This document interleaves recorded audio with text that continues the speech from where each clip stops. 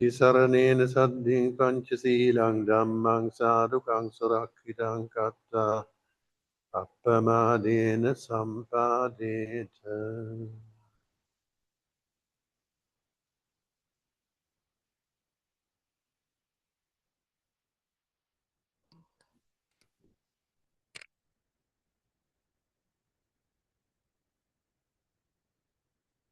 Much merit, Bhante, for that. And now I will hand over the mic without wasting any time to Bhante Yogavacara Rahula, who is no stranger to Sri Lanka. 50 years ago, he ordained in this country, and he's back again. He has come several times, and today he's going to lead us into meditation as well as speak to us on mindfulness of the body, a gateway to mindfulness of the mind. Over to you, Bhante. I think you all know that Bhante is founded and teaches in the Lion Center for Meditation Center in Maryland, US, and previously for I think about 24 years, he was deputy abbot in the Bhavana Society and helped Henepola Gunaratna Maha Thero in his work and in establishing that society. So with that, I think there's nothing more need to be said. I will hand over the mic to Bhante Rahula. Bhante, I think if you speak now, we'll see the noise. I want to thank the organizers of this Servants of the Buddha and this lecture series for inviting me to share some Dhamma with you. And I'm very happy to see my very old friend Olandi Ananda here also. We became monks in Sri Lanka near about the same time, over 50 years ago. But our paths have taken different trajectories, but we have met a number of times along the way. Now, the title of this talk is the mindfulness of the body, gateway to the mind. And this follows the teachings of the Satipatthana Sutta, in which mindfulness of the body is explained first by the Buddha, and then mindfulness of feelings, and only then mindfulness of the mind. And then mindfulness of the Dhamma. Now, the Buddha basically was like a scientist. That's the way I like to kind of describe the Buddha, yeah? Or at least he had a scientific attitude toward trying to discover the source of suffering. That was his primary objective in leaving the palace. And so he went out, asking other Maharishis and Swamis about, how to, find the end of suffering.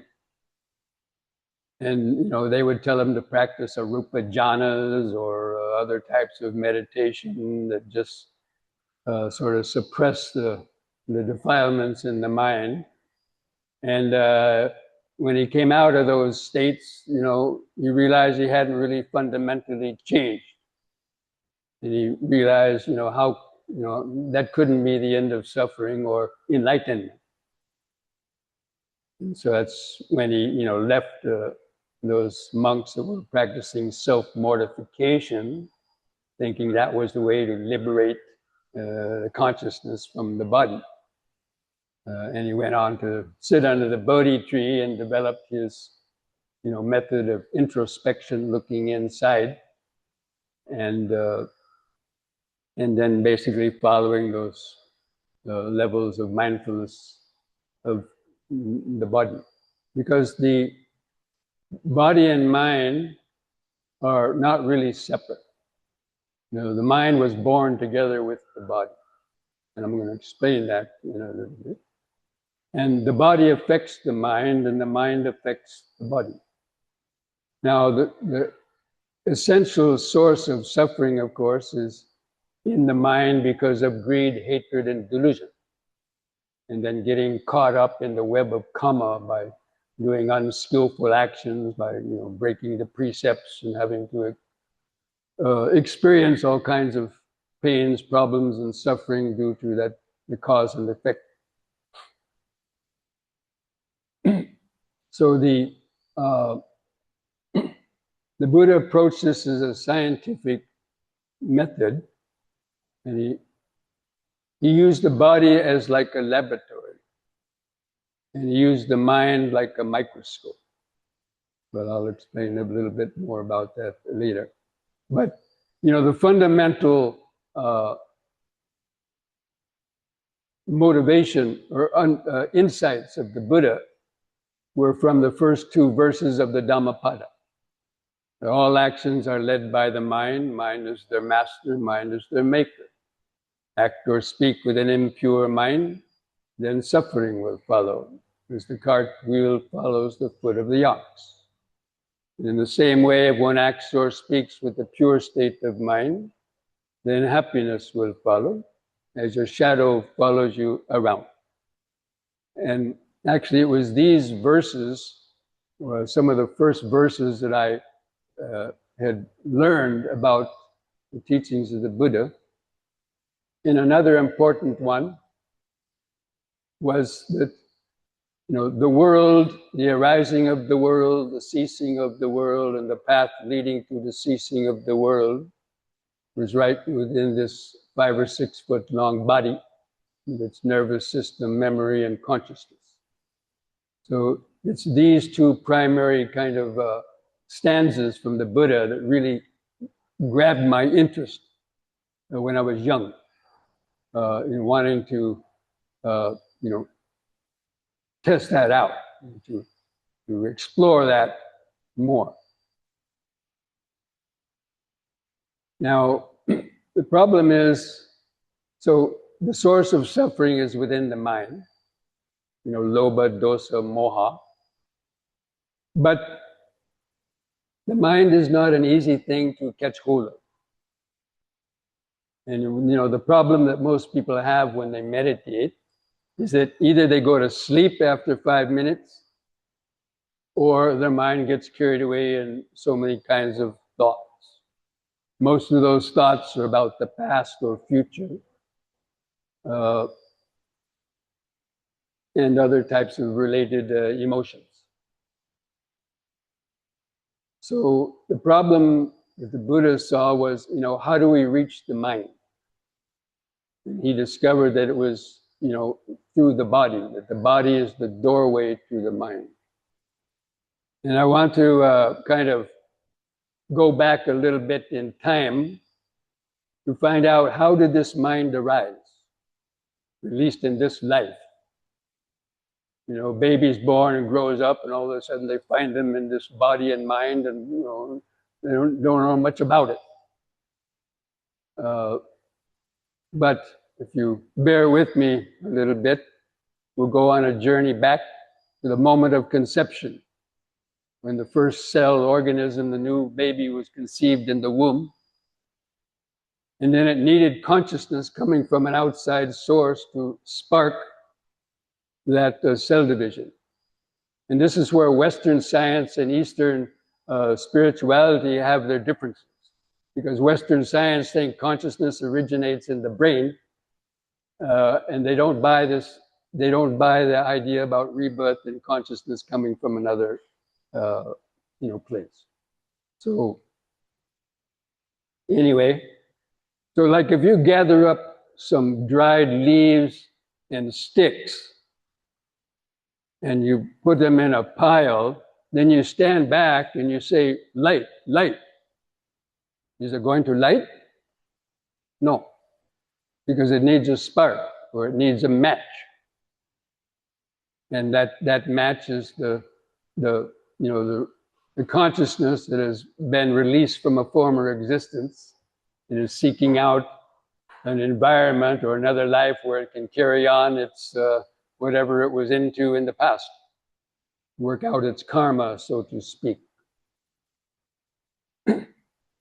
So that consciousness then, with cell division, it went into every succeeding cell of the body. Billions and billions of cells in the human body, even trillions, they're saying now. And every cell has a kind of consciousness, or at least awareness. And even science is proving that now too. And they're all connected in the inner internet. And that whole process was happening basically in the present moment. And the mind and body were basically grown together, because it was the mind, the awareness within each cell that produces the billions of cells that make up the body. But then when the baby is born, you got a lot of mothers out there, right? Your mothers, you gave your baby a name,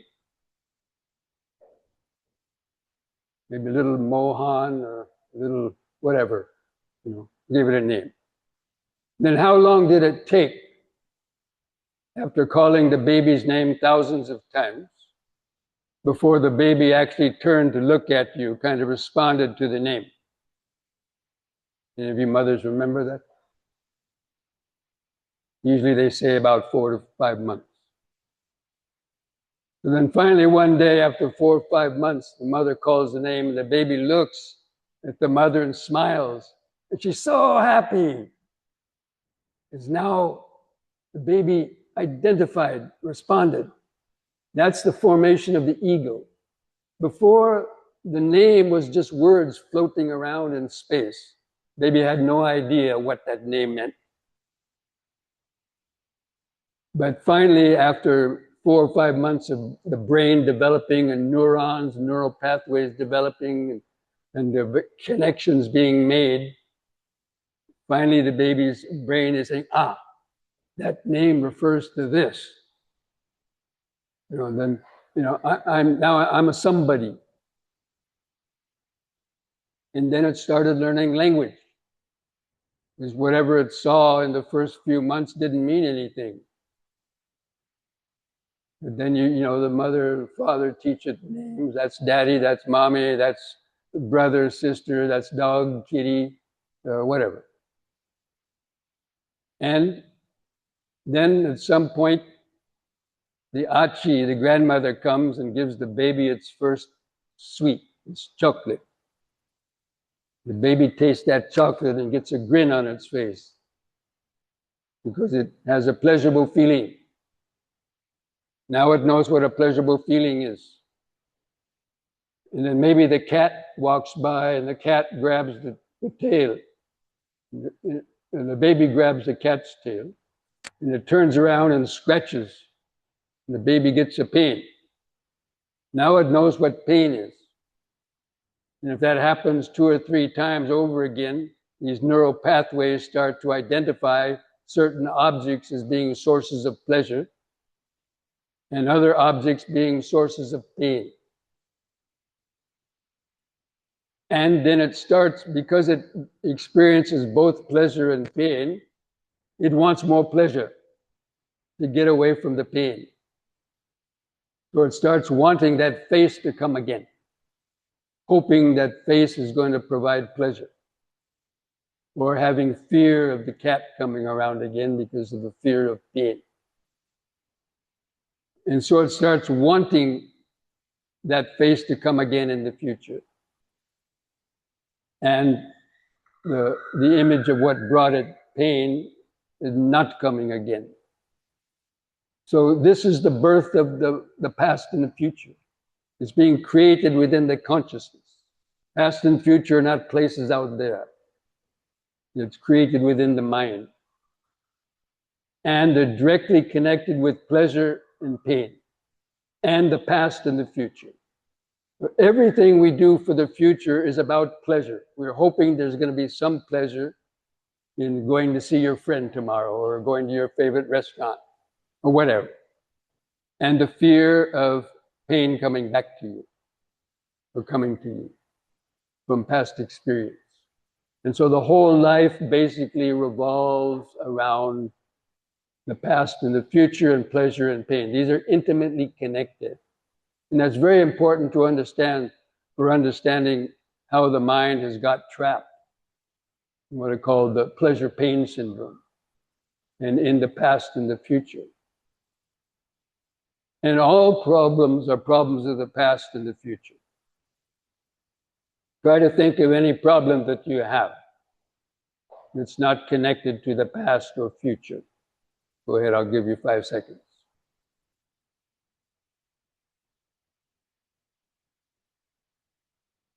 Anybody think of any problem not connected to the past or future? So that's why the mind is always going back between past and the future. It never stops in the middle, which is the present moment. So you know the ticking clock, right? The old grandfather clocks, tick, tock, tick, tock. When it keeps going back and forth, the minute hand moves. But when the clock stops, it gets broken and it stops ticking. What happens? Time stops. So that's the stopping of time, is basically the present moment.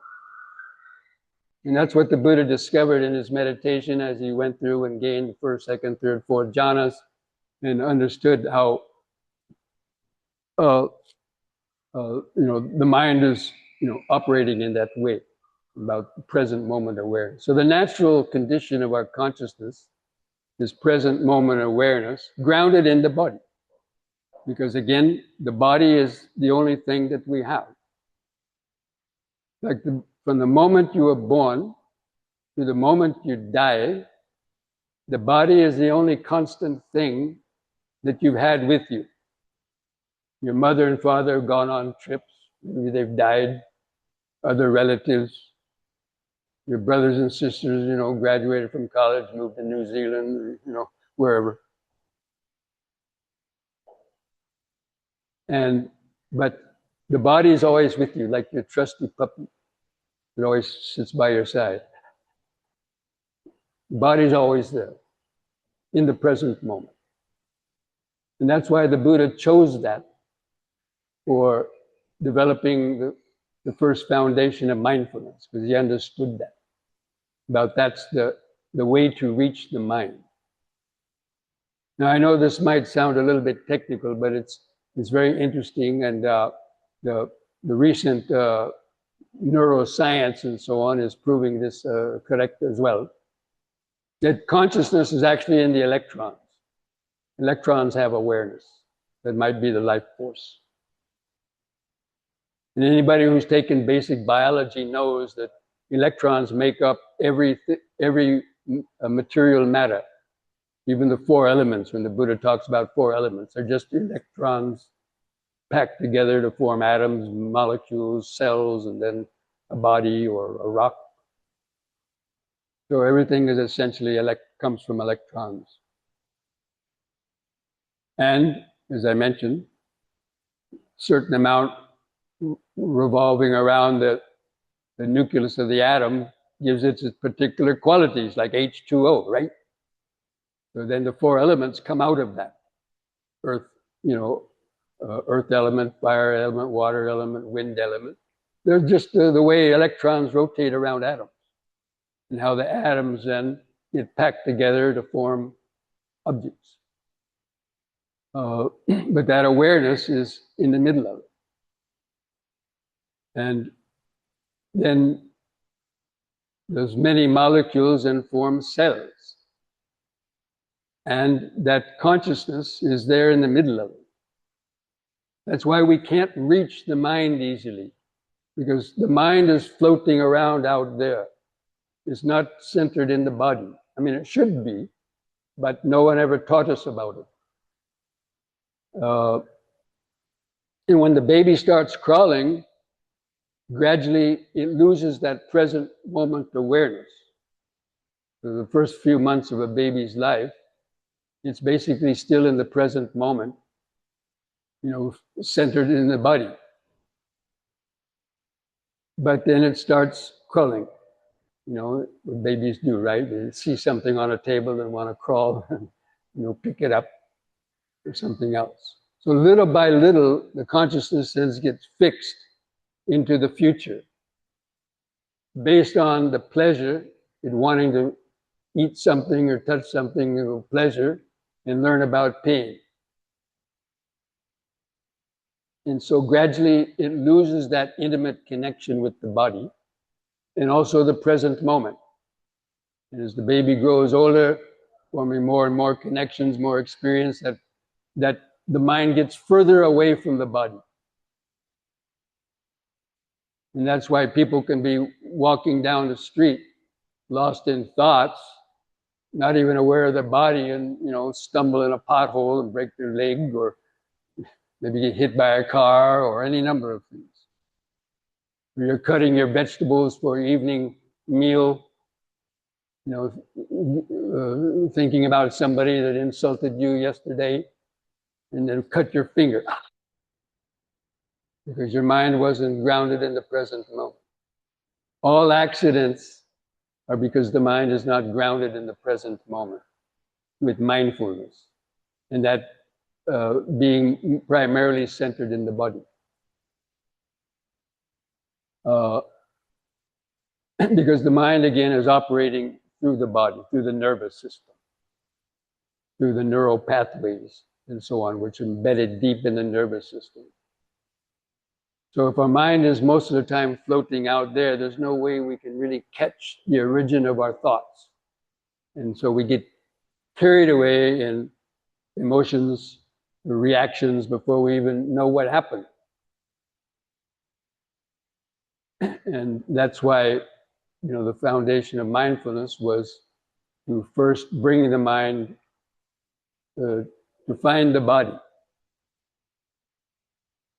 And so in the Satipatthana Sutta, the first instructions in the Satipatthana Sutta were, sit down in a suitable place, cross your legs, and keep your spine straight. Now, why did the Buddha say keep your spine straight? Why would he say that? Because he knew the importance of the spine in developing concentration and in developing awareness. Because the whole world comes through our eyes, ears, nose, tongue, and body, and are relayed through the nervous system located on the right and left sides of the spinal column, where they reach up to the brain, where you have cognition, where the five aggregates then come together: feeling, perception, volition, and consciousness.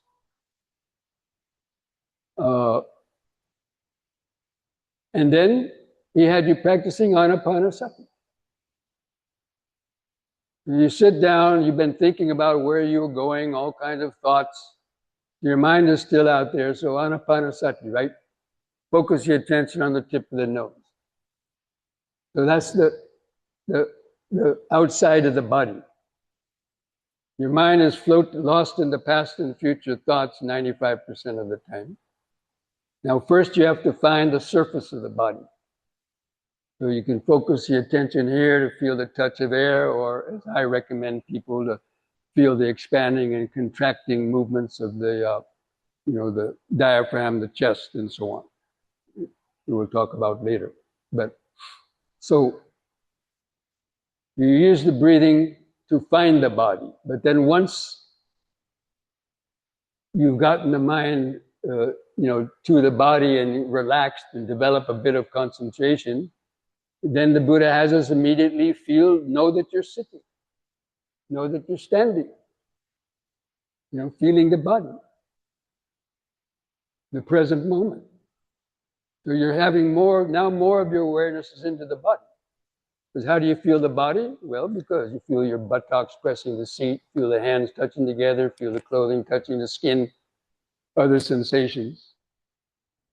Feel the way your legs are crossed. So the mind knows, oh, I'm sitting here. or standing. And so that helps to cement the mind more in the body than just on the breath.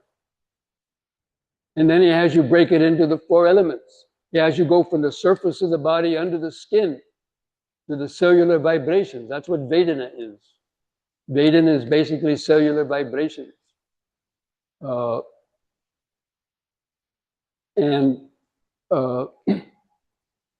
So once you keep your mind feeling that's why the Vedanusati comes after the mindfulness of the body. So you get centered, in the body, and you're that much closer to where sensations arise. You can notice them more clearly before you've gotten carried away by them. Painful sensation arising now. A pleasant sensation arising. You can kind of just observe it objectively because the mind now is grounded, more internally centered. It takes more effort for sensations to penetrate down to the cellular level. So you have a few split seconds or moments. That's where mindfulness arises. And our thoughts are triggered off because of sensations. They trigger off all of our mental states and thoughts.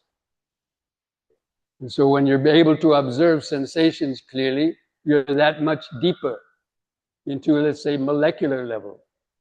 You're going from the surface level to the cellular level, to even the molecular level where you can actually see thoughts arising. Now, I'm just using these kind of scientific terms in a general way, just to kind of give an idea. Because Western sciences now and neuroscience is also collaborating, understanding all this process too. And it's a part of understanding what no self is. And, understanding anicca, dukkha, and anatta is part of the vidarshana, the vipassana wisdom. So that's how you can then, observe the mind is when it's deeply grounded, in the body, feeling the subtle vibrations, and that's where thoughts are arising. And so it's much easier to see those sensations and sort of detach from them and your thoughts and also the reactions too. So I think you all are familiar with the 5 aggregates, right? It's one of the most important topics that the Buddha mentioned in, parts of the suttas, so many suttas. To know what is material form. Material form is basically just those cellular vibrations. And then the feelings are, some of those vibrations are deemed to be pleasant, some are deemed to be painful, and many of them are just neutral. But it's the painful and pleasant ones that trigger off most of our thoughts and reactions, trigger off desire for the pleasurable feeling, and aversion or fear or anger because of pleasant feelings. And then that triggers off the reactions or urge to do something, to do karma, to create karma through the sankharas. And that's also part of the mental process. So by learning how to get grounded and centered in the body, it's like having a front row seat at the movies. And Vipassana meditation is very similar to just watching the movie of your mind. The movie of the 5 aggregates arising and vanishing moment after moment. But you can only do that if you have developed deep concentration and, getting centered, reaching the levels of, the jhana, first jhana, second jhana, third jhana, fourth jhana. Each jhana is a deeper concentration and reveals deeper vibrations. And so on. But I'm not going to get into all that now, but I'm just outlining this to kind of set the stage for understanding or what I'm going to talk about later. So, that's the way that the 4 foundations of mindfulness is set up. First using the breath to find the body, because normally we're not in the body. How many of you right now in the last 30 minutes we're thinking about your home for maybe 5 or 10 seconds. Your mind left here and was thinking about somebody or someplace. Be honest, how many? Raise your hand. I don't believe you. Okay.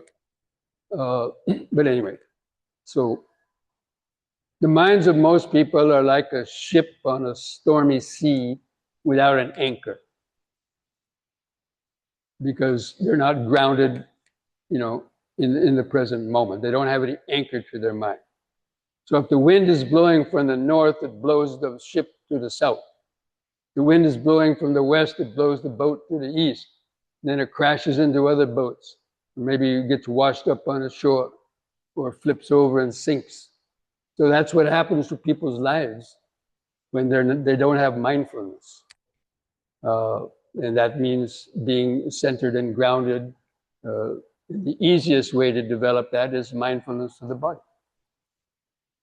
Because look, we have this body, we carry it around with us, 365, or 24/7, right? Then 365. Then the last number, how many years we live, we don't know that yet. But anyway, if we have to carry this body with us 24/7, 365, why not use it for a good purpose?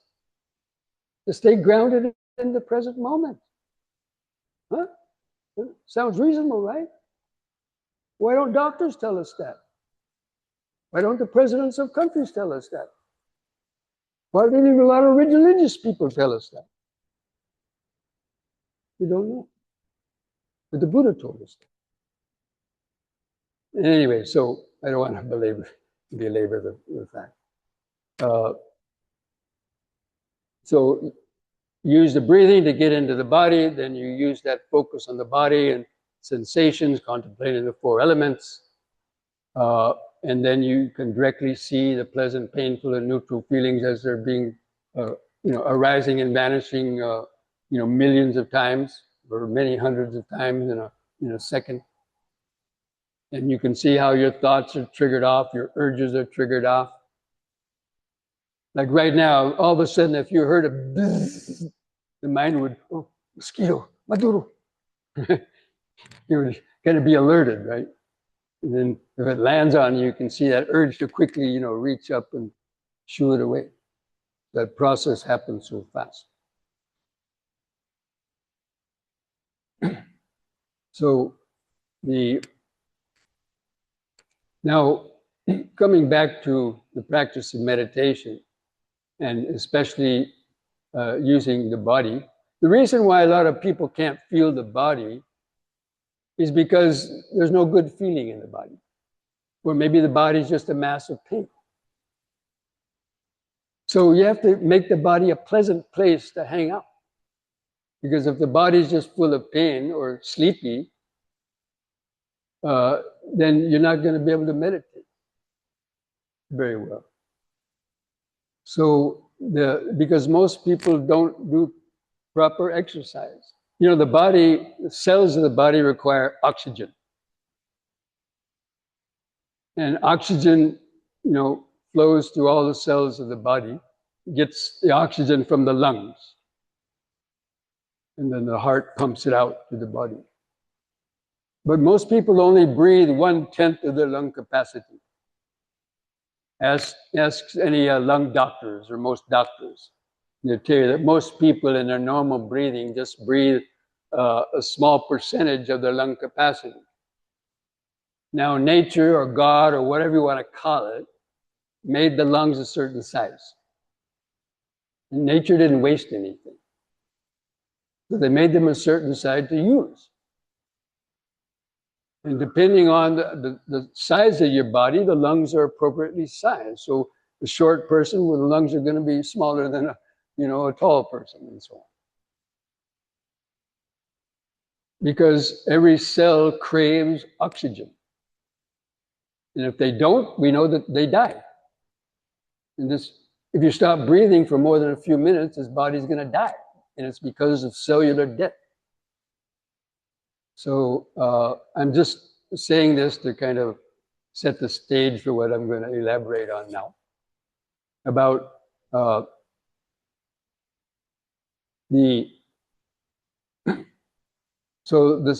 body needs the cells, the oxygen to live. And it's important to keep the spine straight, because if you're slouching, you're not going to be able to take deeper breaths. And this is what I learned in yoga. Now, when I first started meditating in Nepal, my first ever meditation course was in Nepal, in a 1-month meditation retreat with Tibetan lamas. And during that course, I had never meditated before.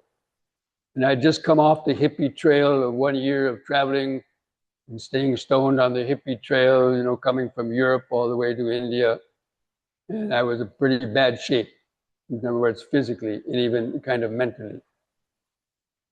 But so in that meditation course, the first few days, I suffered from a lot of sleepiness and pain. I couldn't sit, properly.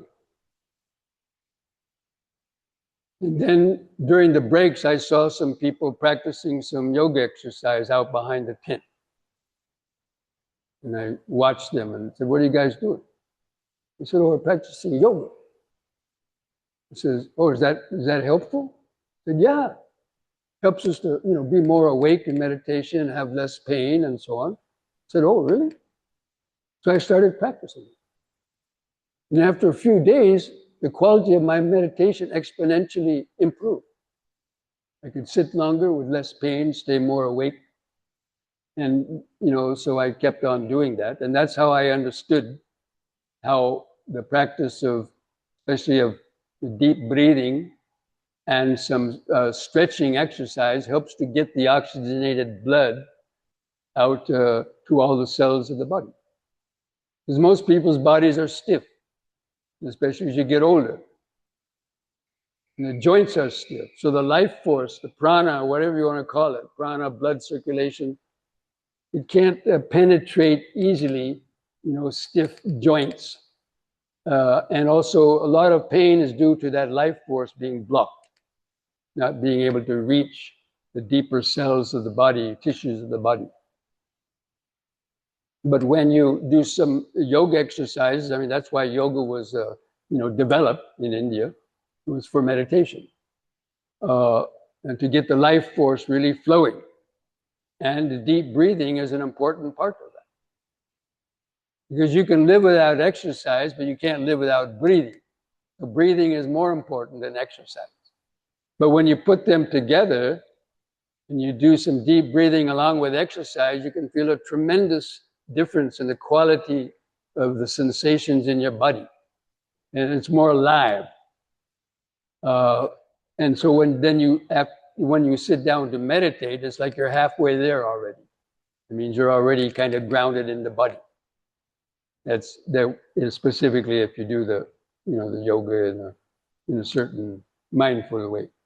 So the deep, slow breathing, that's a way to get more oxygen into the lungs. So hardly anybody ever talks about that outside of yoga. They don't talk about, practicing deep, slow breathing.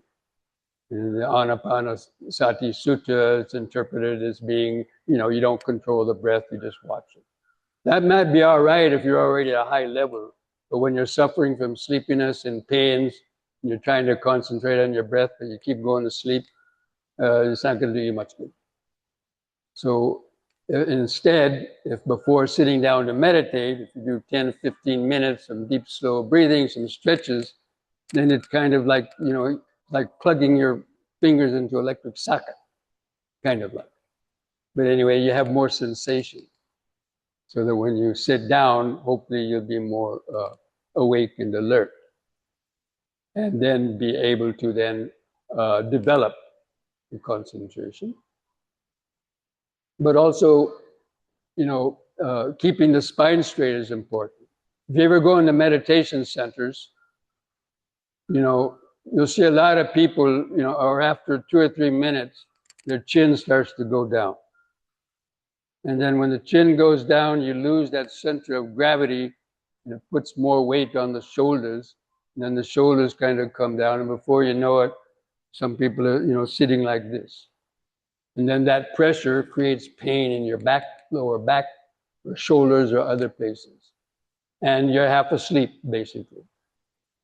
So that's why the Buddha mentioned keeping the spine straight in the very first instructions in the sitting meditation. And he did it for that purpose, because to allow the electrical energy to reach the brain quickly. Otherwise, it gets impeded. That's why people's minds are dull. And the brain uses more oxygen than any other organ in the body. So thinking uses a lot of oxygen. So most people breathe short and shallow simply because they've never been taught about doing deep, slow breathing. And because of bad postures and also emotions and so on, it also affects the brain and causes you for the mind to, get carried away in so many thoughts. So the developing the deep, slow breathing in yoga, you train yourself. Normally, people breathe about 10 to 15 breaths a minute, even in normal relaxation. But in yoga training, by doing deliberate kind of breathing exercise training, you can learn to slow down your breath. And in one breath, you get more oxygen than you would get in 3 or 4 normal shallow breaths.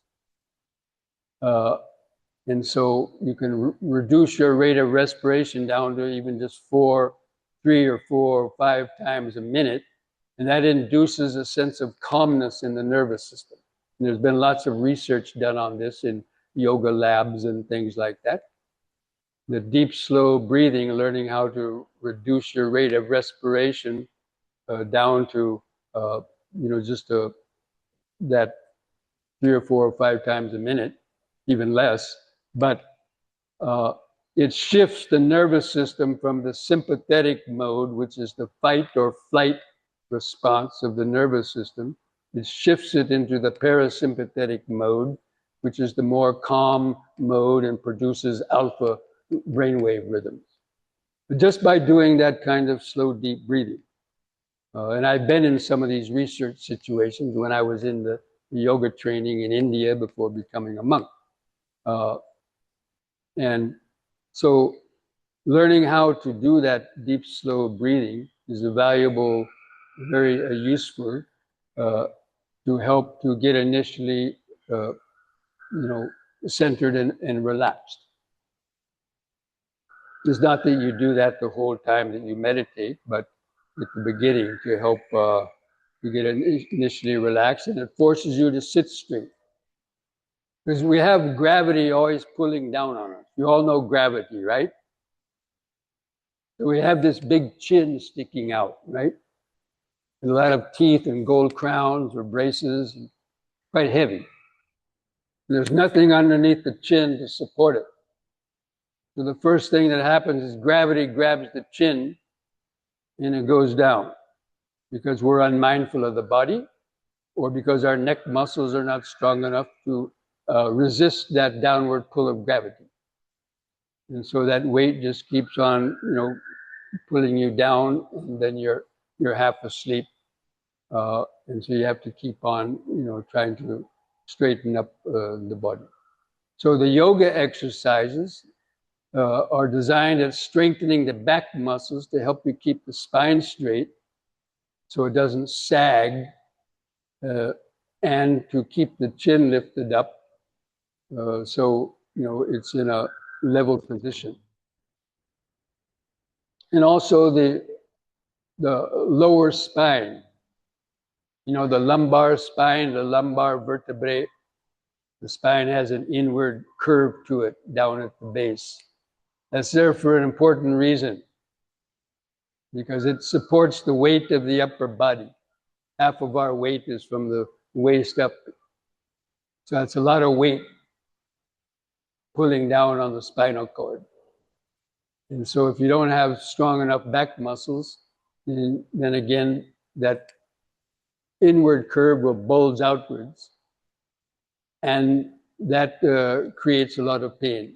You won't be able to sit straight, and you'll always be battling kind of pain and fatigue.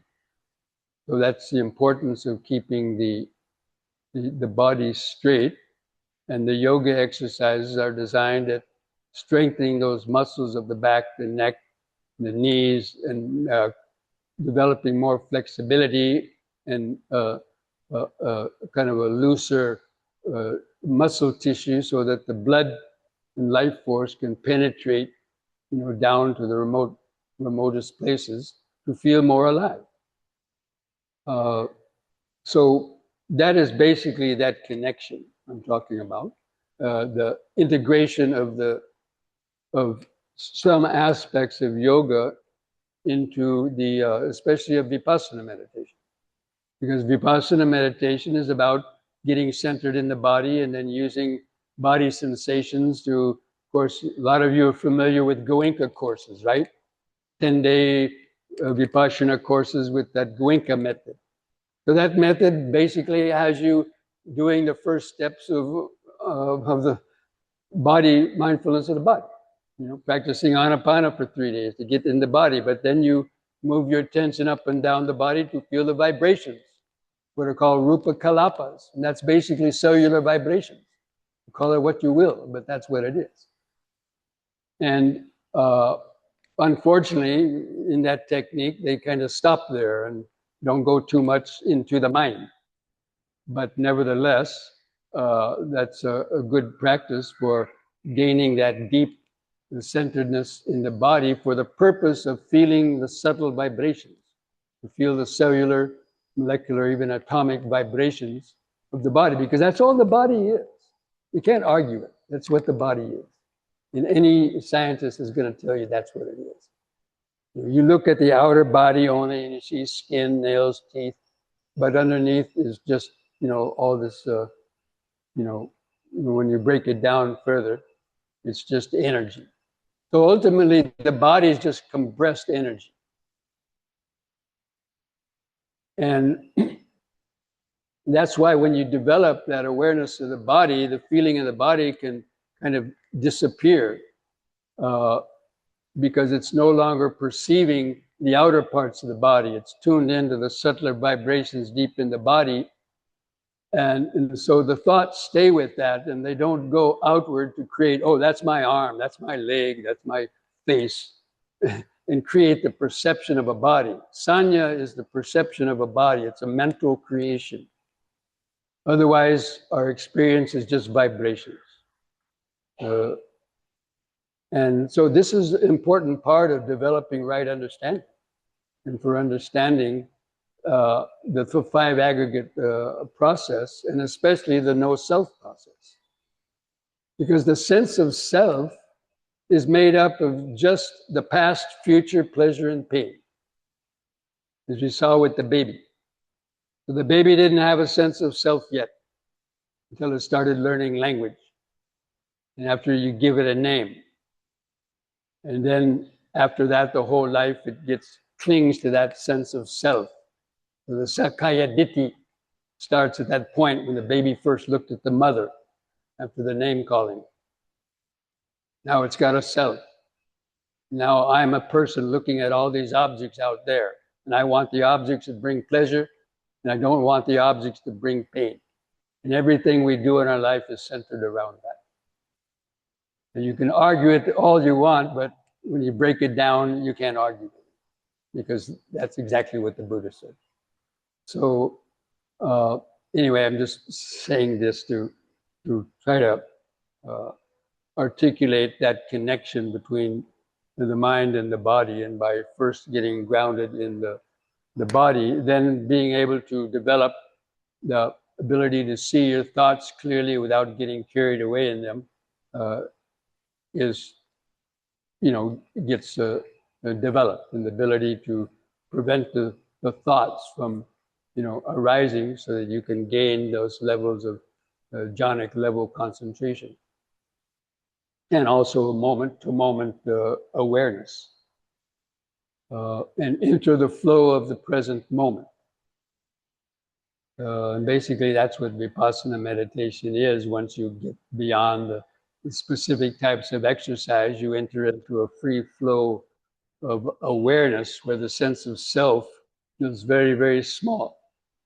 Because again, the sense of self is being constantly created. It's not an atom inside your brain. We're constantly recreating the sense of self with each moment of hearing, seeing, tasting, smelling, and touching, and thinking. The idea that I am the one doing this comes up automatically because it's been deeply ingrained in the atomic level of vibration. And so it arises there. So when you stop reacting to sights, sounds, smells, and tastes, then the sense of self starts to fade away because it's just made up of the past and the future.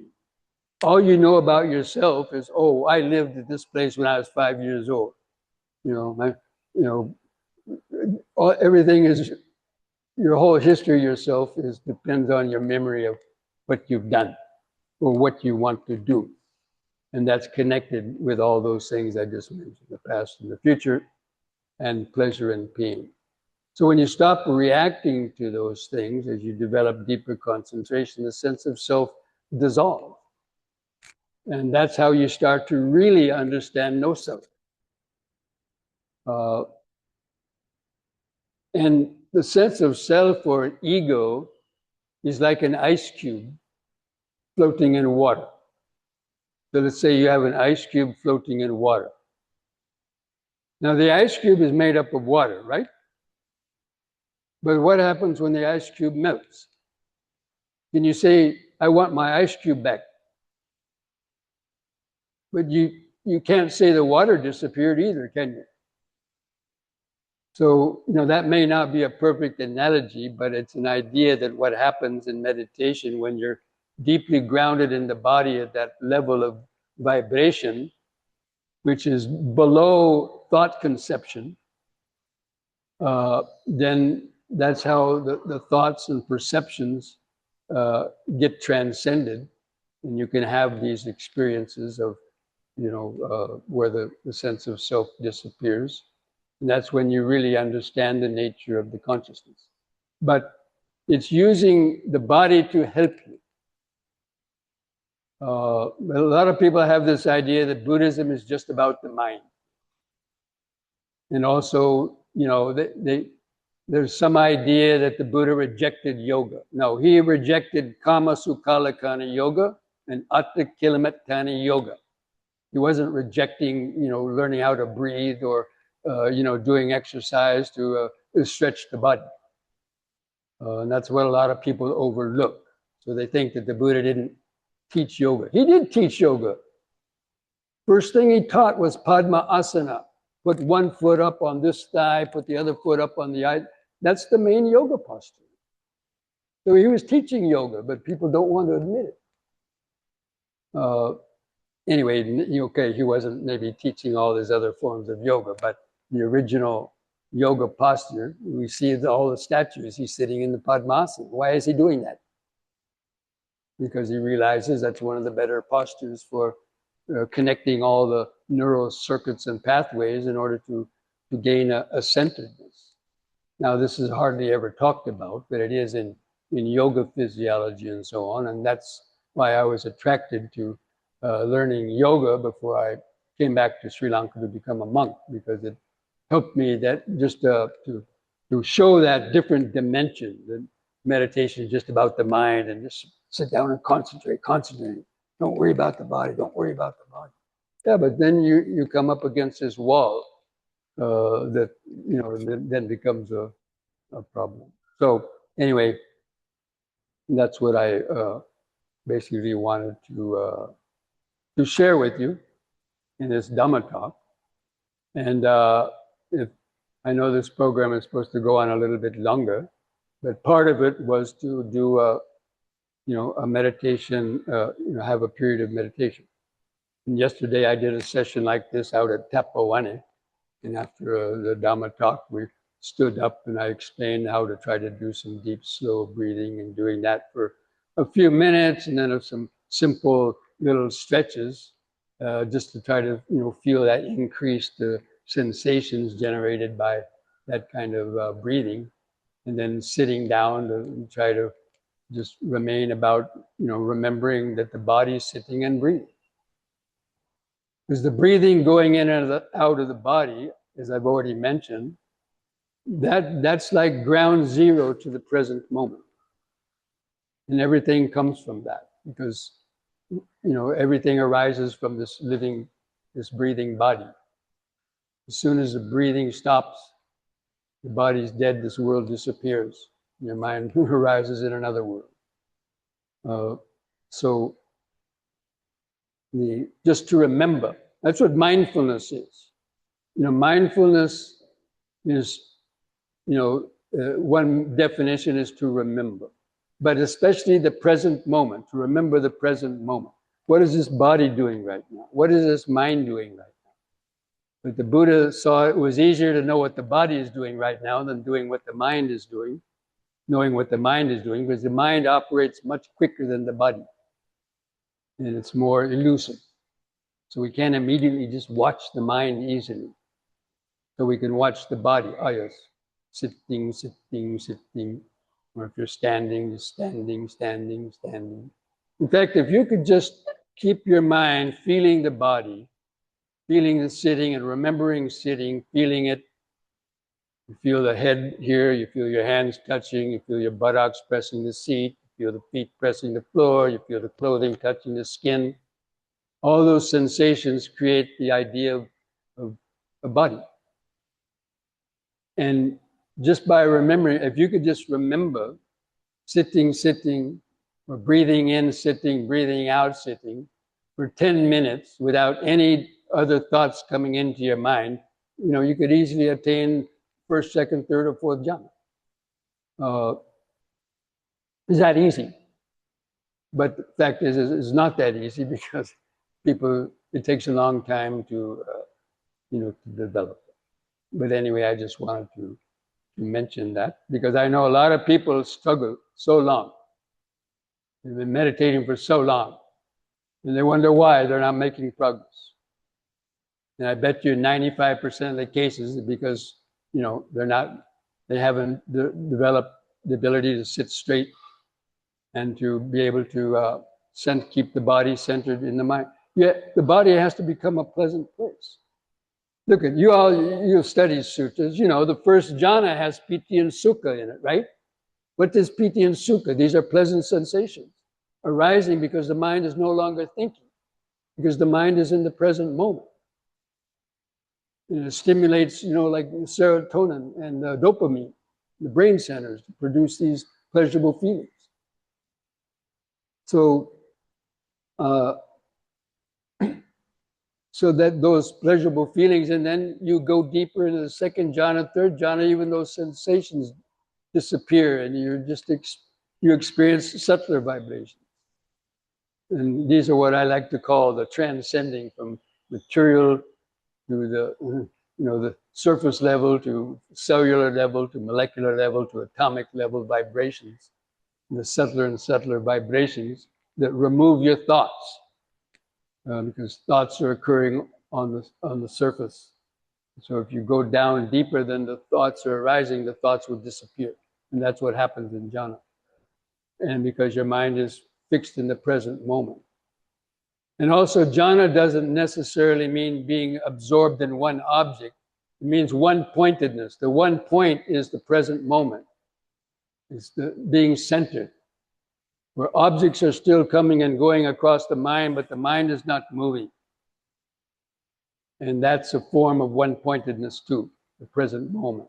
And that's what you develop in vipassana meditation, so that you can observe sight, sound, smells, taste, touches, vibrations, thoughts, just arising and vanishing, but you're no longer disturbed by them because of that deep groundedness in using that level of the body. So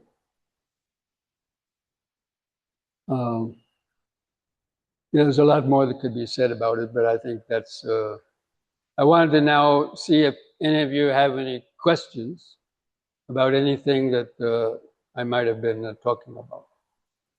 And feel free to, ask some questions before we go on to practice some meditation. Don't be shy. I know Sri Lankans are saying, never question a monk, never question a monk. Buddha said, if you don't ask questions, you'll be reborn with low intelligence. Okay.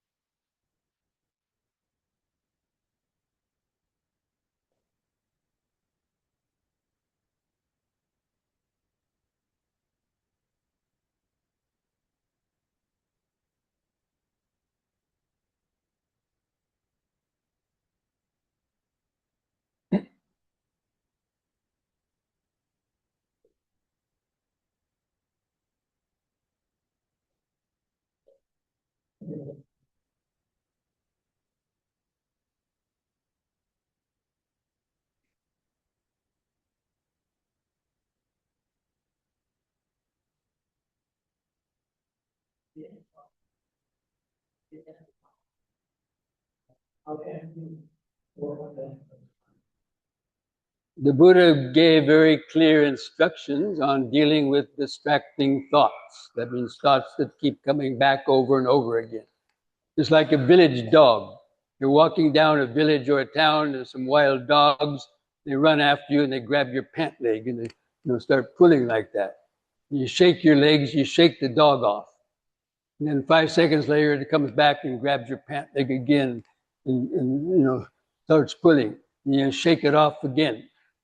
Maybe you have to do that 2 or 3 times. Then Mokara Karang, what do? You pick up a stick and you throw it. And the dog runs after the stick, gives you enough time to go in through your gate and lock the gate or get on your bicycle and ride away. So that's similar to the instructions given in the Vitakka Santana Sutta. I think it's number 19 in Majjhima Nikaya, maybe it's 20 or 21.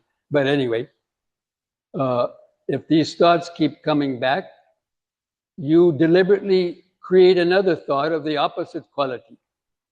Like with anger, you're told to practice metta, right? So you're substituting a certain negative thought with something of a wholesome nature. Or if you have lust in the mind, sensual desire, you can practice seeing somebody as a blood-stained skeleton instead of just looking at their beautiful hair or their eye color or their skin. You see them with X-ray vision. And then those thoughts with desire would go away. And so like that, the Buddha gave these examples. Or you contemplate the danger in harboring these thoughts. That there's a little jingle. Think a thought, or repeat a thought, then sow a habit. So you have a thought arise, but if you keep on thinking about it, then that's going to create the stronger neural pathways in your brain. It's going to make you think about that thought more and more. And then if you sow the thought, at some point you're going to take action on it. And if you sow the action, make that a habit, that means a karma, like killing cockroaches or telling lies or whatever, right? People get into habits of doing those things over and over again. Then you create a character. People are going to start calling, oh, that person's a liar, or they're a thief. Not just because you did it once, because you do it many times over and over again. So that's your character, becomes your character. Or that person's very calm and peaceful. That person's very kind. And then if you sow the character, you reap a destiny. And that could mean, getting shot or killed for stealing or sexual misconduct or any number of things. Or rebirth. If you die with those thoughts still in your mind, The destiny might be, a different loka. So that's the meaning, that it all starts with the thought. So you have to be very careful of your thoughts. So the right effort is about abandoning the unwholesome thoughts that come into the mind, right? And cultivating the wholesome thought. So that means you can't just abandon the thought, you have to replace it with something else. Because the mind needs to think about something. So you give it something wholesome. Dhamma, the whole Dhamma is full of thousands and millions of wholesome thoughts. The more you know of Dhamma and think about the Dhamma, it's going to push that anger or other negative thoughts out of your mind if you've created the habit to do it. So that's one way of dealing with those thoughts. Read the Vitakka Santana Sutta, and you contemplate the danger. If you entertain those thoughts, it might cause you to start actually go and do the action. Like to steal something, you might think, oh, I could steal that. Oh, they're not going to miss it. What the heck? Everybody's stealing stuff. And, you're going back and forth, deciding whether you should do it or not, or tell a lie, cheat on your income tax, or, on your job for evaluation, But then at some point you're going to get caught, and then the suffering is going to be more. So you have to contemplate these things. Most people don't contemplate it because they're under the impulse of strong desire, and they haven't trained their senses to detach. Haven't practiced mindfulness and restraint. So that's why they're not able to overcome those thoughts. But that's the way the Buddha's instructions for overcoming those thoughts, or attaining the first, the jhanas. But even you're not going to be able to attain those jhanas if you haven't controlled your thoughts in the first place. So.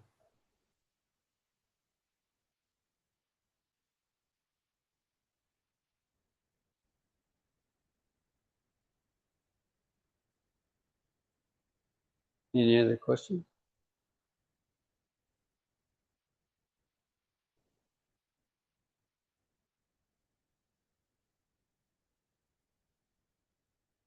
Does anybody want to try a little deep breathing, standing awareness?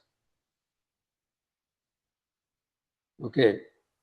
So now you've been sitting now for about an hour or so. So even though you're sitting in chairs, it might be getting a little bit. You might have noticed yourself wanting to move a little bit, to relieve something. So that means the Vedana is coming. So we're going to stand up and we're going to do standing meditation. Hardly anybody ever teaches standing meditation, but it's very powerful. And especially if you have lots of pains when sitting, standing meditation is very powerful. And just as much or more than even walking meditation. So go ahead and stand up. And if you have a little space to kind of make a little bit of room, the people beside, because we're going to do a few simple stretches that require kind of moving your arms up like that, not to hit somebody else around you. But first of all, we're just going to do some standing awareness and the body awareness, and then some deep, slow breathing. Now, what I mean by deep, slow breathing from the yogic way is that you start the breath in what is called the lower lobes and draw the air into the middle and the upper part of the lungs and chest to feel that upward kind of expansion. No one's ever taught us that, so most people have never even done that. They don't even know about it. But it's really a game changer when you learn that, and you see how it's a natural process. But it takes some effort to do that. So I'm going to ask you to place your hands kind of over your navel area, not down here, but up just under the rib cage. And we're going to try to take 3 seconds to inhale. That means you have to deliberately slow down your respiration and to raise the hands up. I'm just going to demonstrate it one time, okay? and follow my hands. The hands are going to start here. Then on a count of 3, I'm going to count 1, then 2. You've moved your attention to the middle rib cage, and then a count of 3 up into the upper chest. You have to raise your elbows up a bit. Feel the air come into that upper part of the lungs. And then hold the air in for 2 seconds. So the oxygen has enough time to all get out of the lungs. Most people don't hold the air in, so they're breathing out the oxygen that they breathed in, wasting that air. So by holding the air in, you squeeze every atom and molecule of oxygen out of the lungs into the bloodstream. And then that is, what feeds all the cells of the body. So you can imagine that happening even while you're doing that. But right now, let's just see if you can feel that breathing. So you can watch my hands as you see. If you see me, my hands raise up, try to follow that with your own hands. Okay? So begin breathing.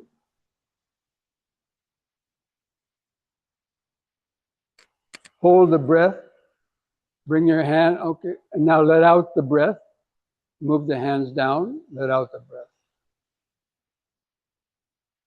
Again, in breath.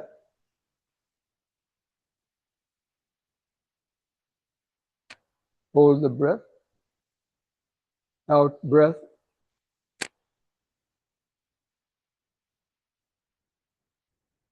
In breath.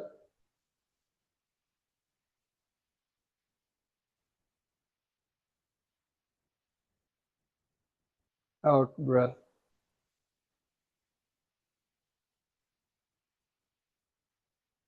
In.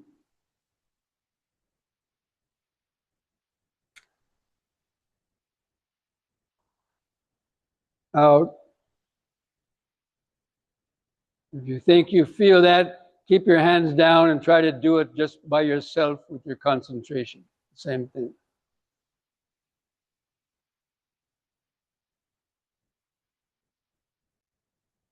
Hold the breath in. Out breath.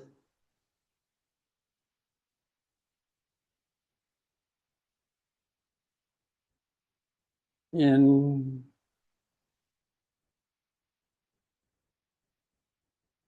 Hold. Out breath.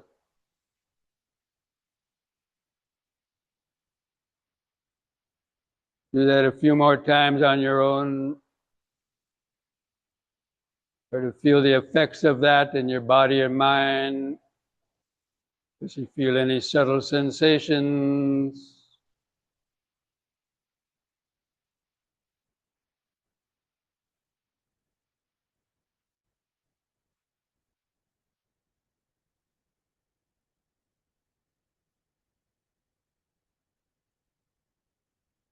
And now we're going to do a couple of simple stretches, moving our hands up and down, and kind of just, I'm going to demonstrate it, try to, as best you can to do it.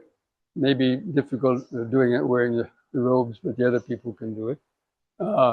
So we do the movement on the in-breath, holding that position for 2 seconds, and then returning to the starting point on the out-breath, and repeat each one 3 times. So while doing that, try to feel the sensations being generated in your arms or hands, especially as you're doing those exercises.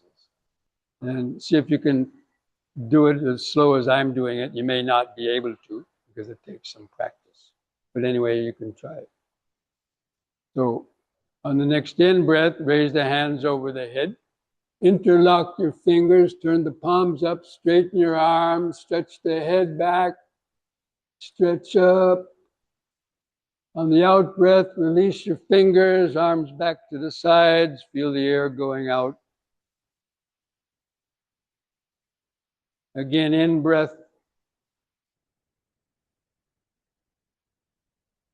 Stretch up, bend back, out breath.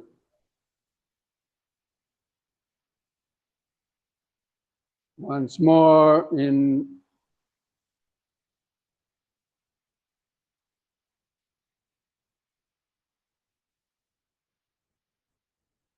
Out.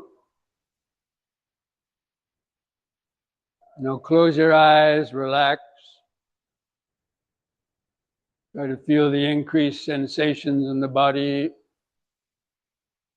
subtle sensations in your fingers, hands or fingers.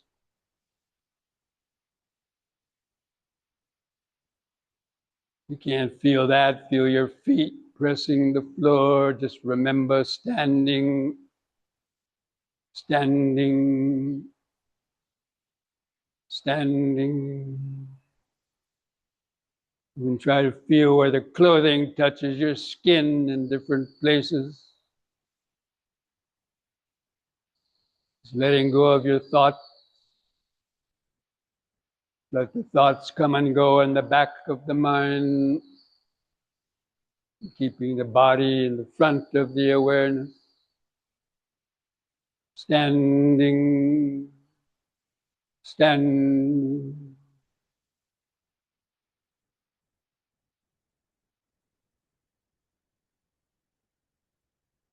Now this next exercise on the in-breath, try to lift up on the balls of the feet while raising the arms over the head in this way and stretch up, facing the hands toward each other. Out breath, come back down.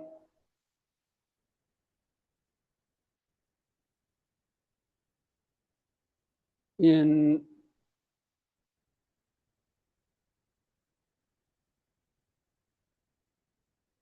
Out.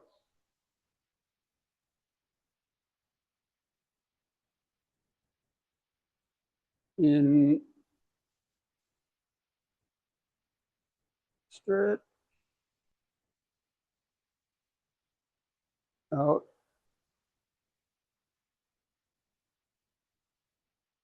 Relax, close your eyes. Feel your hands and fingers. You'll be able to feel the increased pulsations or tingling sensations, being the cellular vibration. Or feeling any other sensations, any little aches or pain, any little itchy sensation, the clothing touching the skin.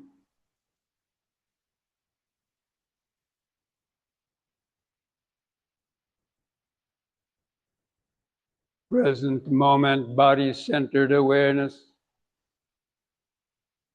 Letting go of your thoughts. Standing, standing. Breathing, standing, breathing, standing.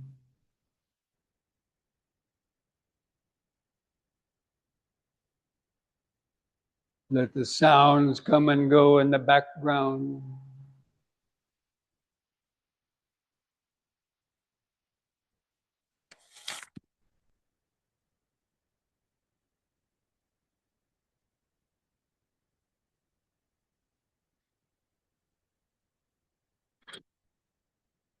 Next, we're going to do side bending.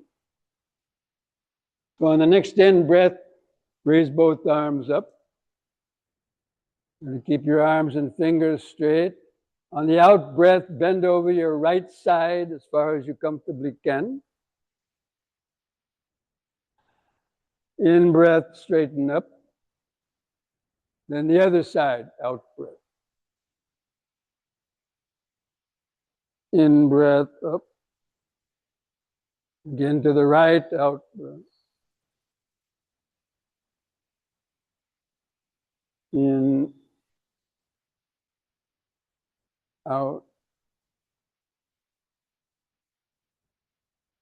In. Once more to each side. Feel the sensation.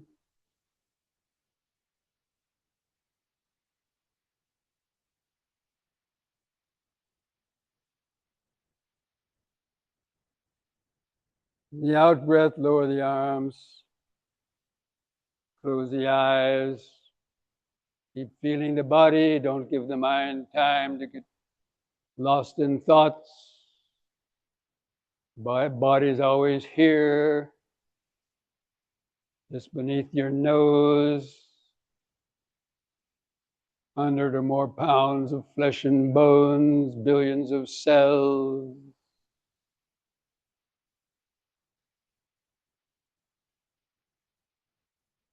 Feel some sensations on your face.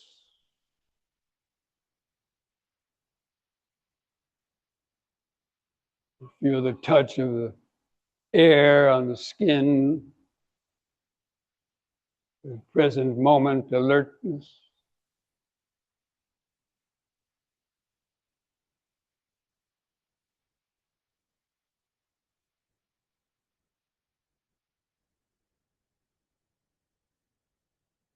Standing,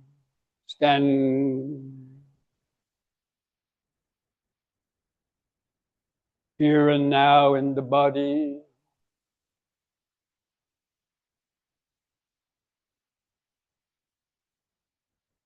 Maybe feel the increased heartbeat, pulsation. You feel the warmth.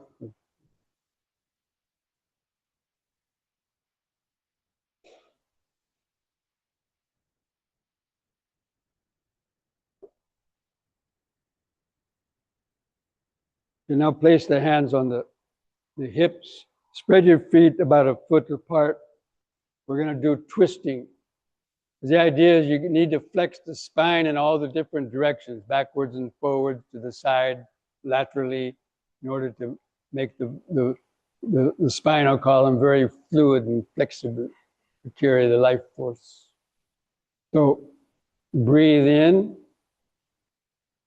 On the out breath, just kind of twist to the right with your head. Also look at something kind of behind you.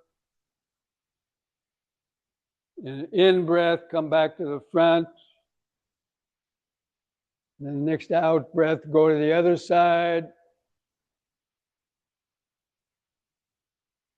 In breath, the front. Keep alternating sides, out breath.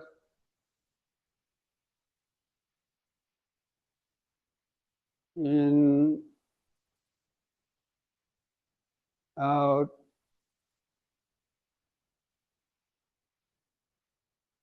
In.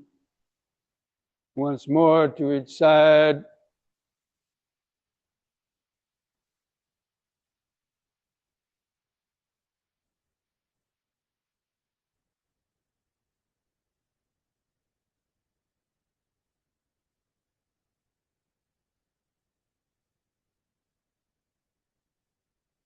And relax. And just keep feeling the body. Don't give the mind time to get lost in thought. Your feet pressing the floor, any other sensations, hands and fingers.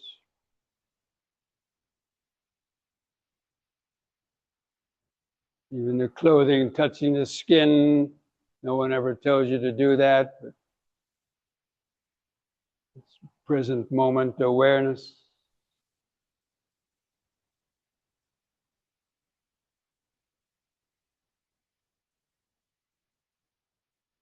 Try to feel that increased aliveness of the body due to the deep breathing, stretching.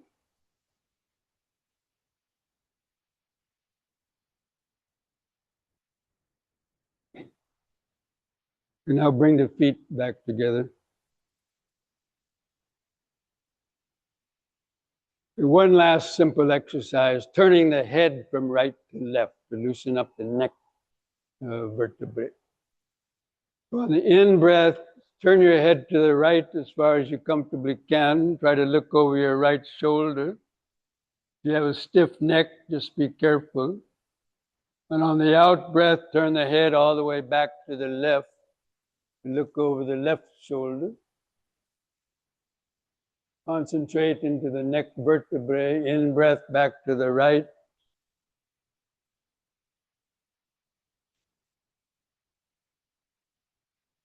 Out breath left.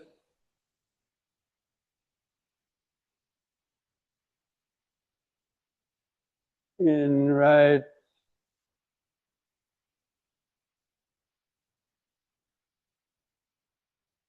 out left.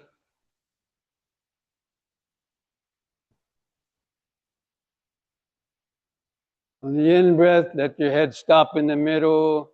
Just keep feeling the whole body. See if you can feel the outline of the whole body. The sense of your head on top, arms and hands hanging at the side, clothing touching the skin, feet pressing the floor. And keep your attention focused behind the eyes, and you should be able to feel that outline of the body. Standing. Feel those life force vibrations within that standing body.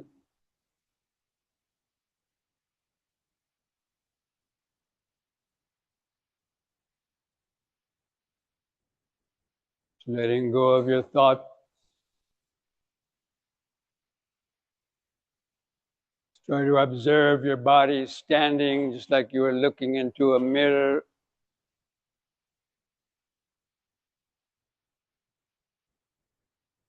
And then do some more of that deep, slow breathing, developing this present moment awareness.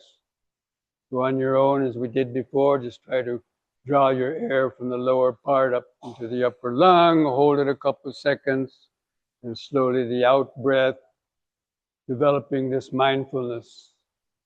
Breathing in, letting go of the past and future. Breathing out, standing here and now. Breathing in, letting go of the past and future. Hold the breath. Breathing out, standing here and now. Breathing in, feeling the whole body. Breathing out, feeling the whole body.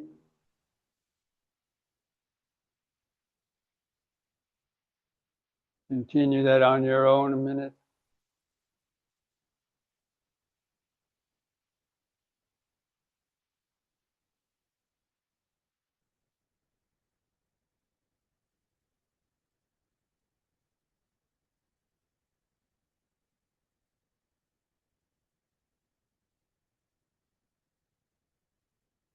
You catch yourself getting carried away in thoughts, recognize it as thinking. Bring the mind back into the body. Breathing in, standing. Breathing out, standing.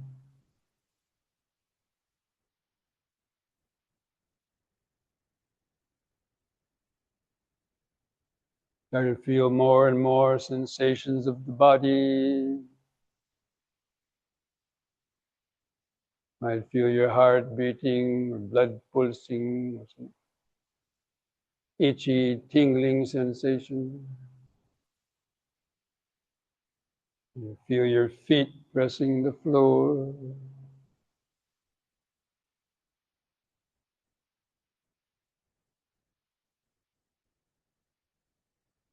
Feel the touch of the air from the fans blowing air on the skin. Just feeling.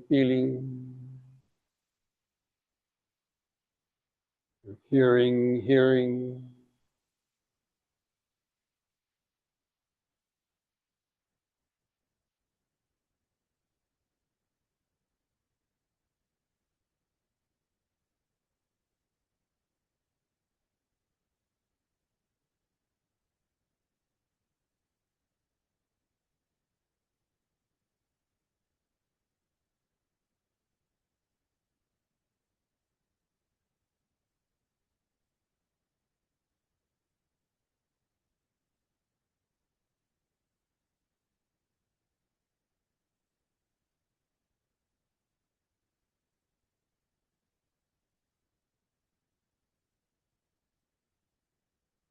When you get tired of doing the deep, slow breathing, then discontinue any controlled breathing.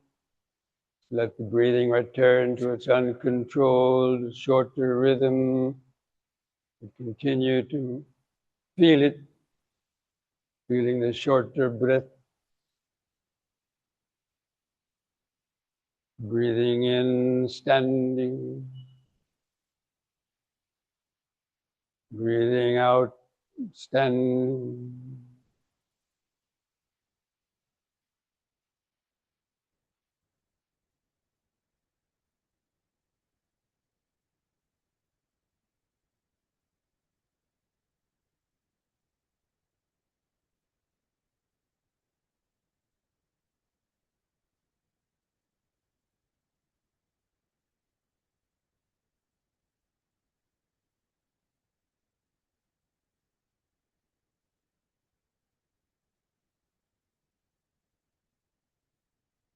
Try to feel the 4 phases of the breath cycle, the expanding in breath and the brief pause, the contracting out breath and the brief pause.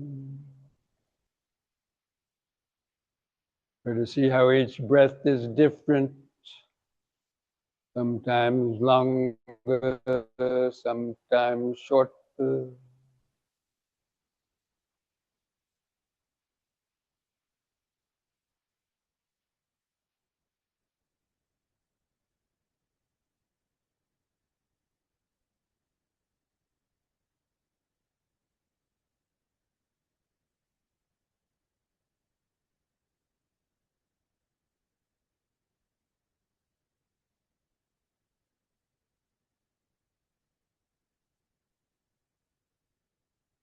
If at any time, standing a long time, you feel faint or like you're going to pass out or fall down, then it's better to sit down or squat down so you don't fall.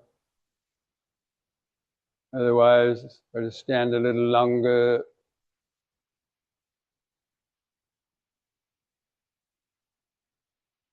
Ability to do standing awareness even in your daily life is very valuable practice.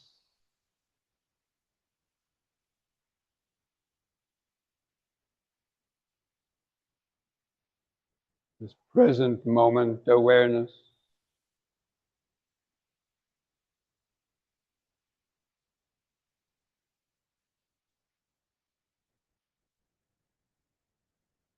If you still have too many thoughts, that means you can't feel enough of the body.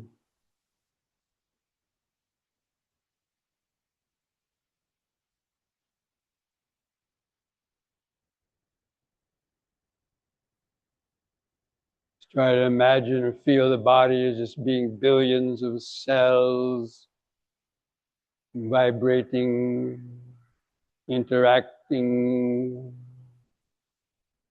producing all these sensations. In the process of anicca, impermanent, observing how quickly all these sensations are changing. Breath is changing, sensations are changing, even your thoughts are changing.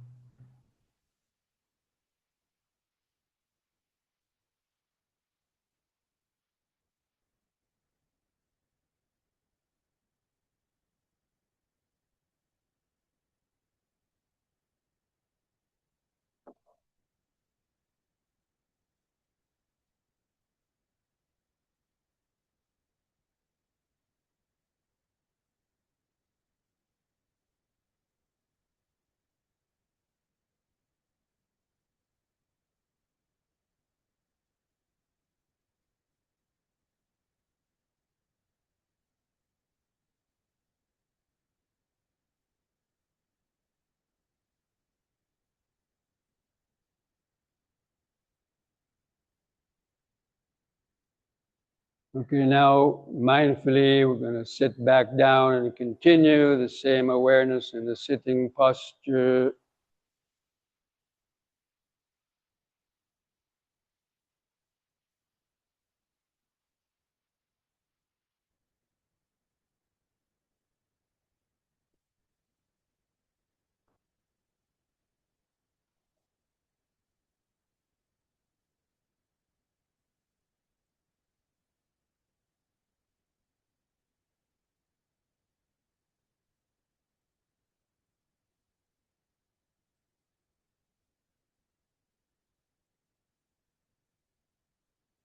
And now just feel the sitting posture.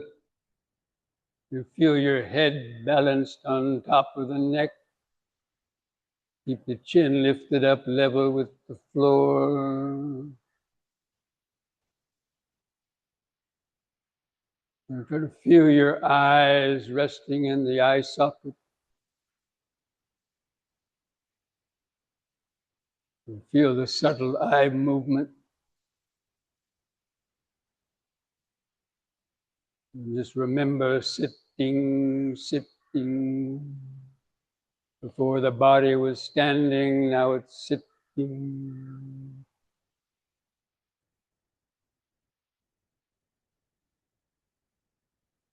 You got to feel your lips touching together. You feel the dryness or the moistness in the lip.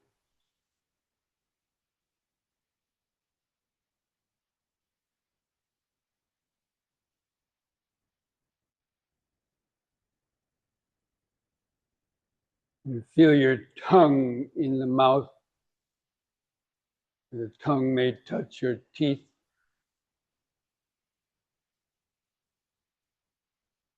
Just a pure sensation, not thinking about it.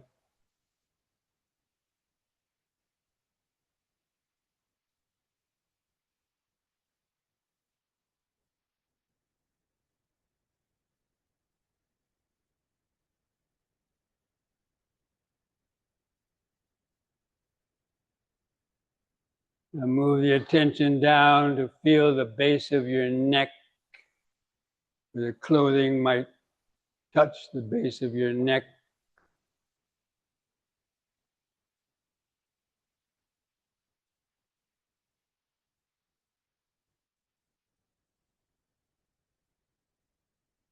You feel inside the throat. You feel any sensations like the cough or swallow. Those raw sensations.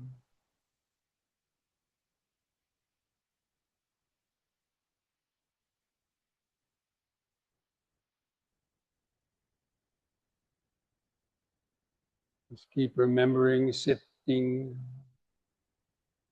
sitting. Now feel your shoulders, relax the shoulders. And feel where the clothing touches the skin of the shoulder.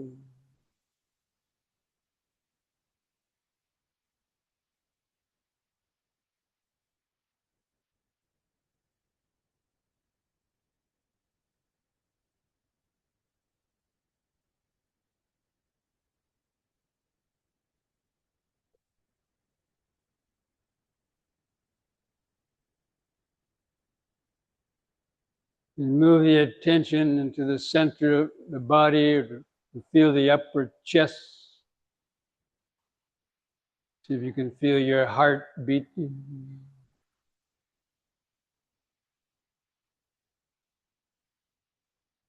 Feel the clothing touching the skin of the chest.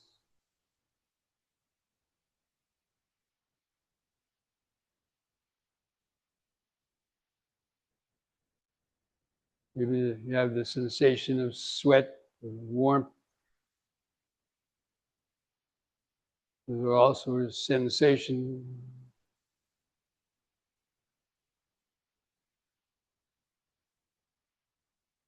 Now, on purposely take a few deep, slow breaths to feel all those sensations of that upper chest expanding as you concentrate the breath in the upper chest. Hold the air in for several seconds if you can to feel those sensations.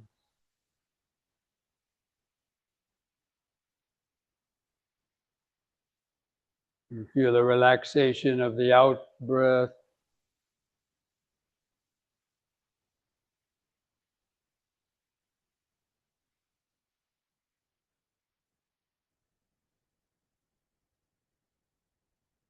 Move the awareness down to the stomach area.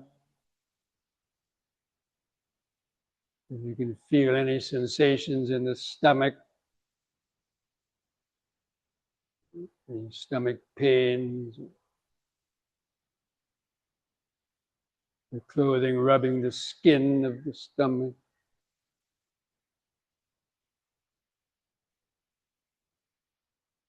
The breath going in and out, causing the stomach to move.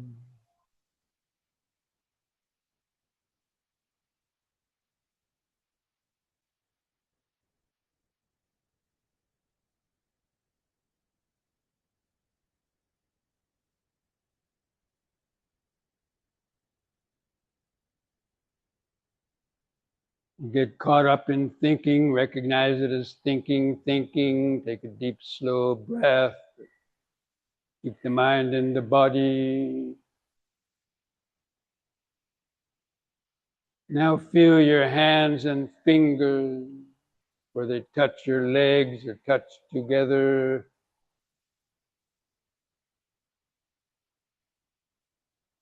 See if you can recognize the outline of your thumbs or other fingers. There'll be lots of sensations in your hand.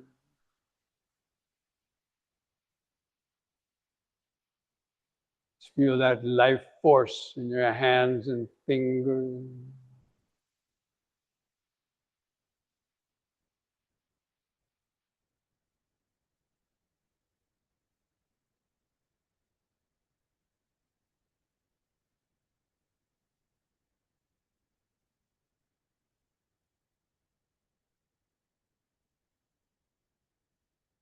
Now try to feel the inward curve of the lower spine.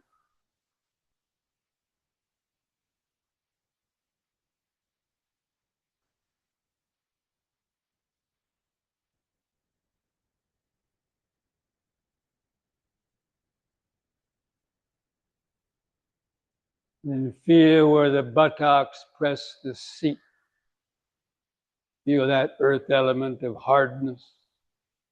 With 100 pounds of body presses the solid seat.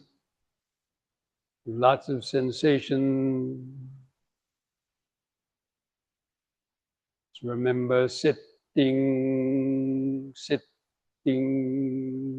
sitting.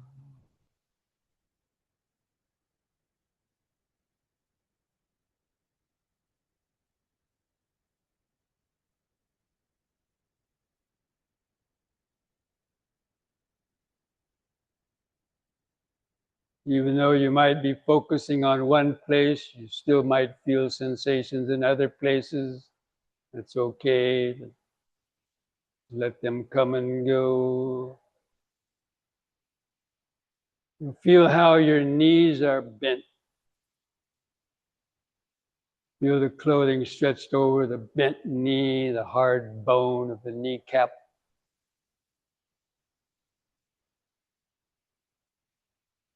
You feel your lower legs, where your feet press the floor.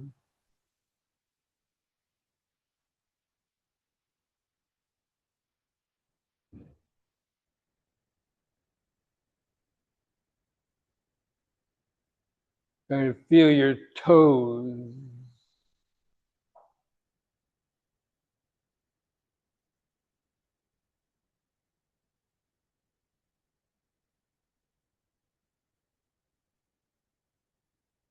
Remember sitting, sitting, sitting.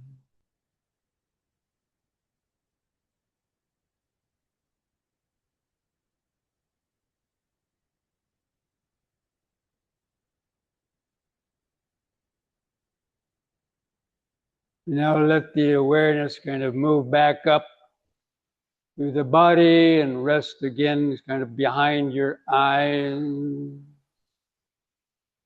Again, just feel your eyes in the socket.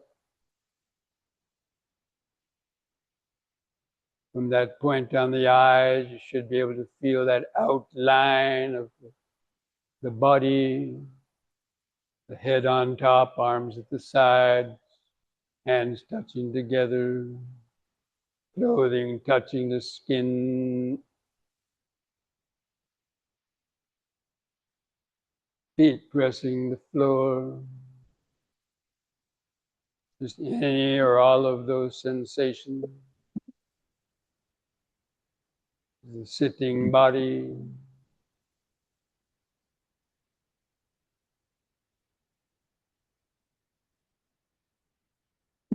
Again, take some deep, slow breaths to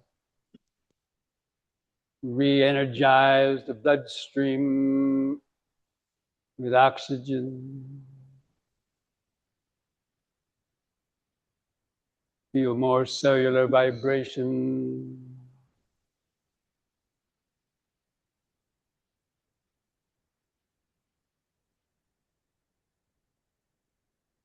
Breathing in, letting go of the past and the future. Breathing out, sitting here and now.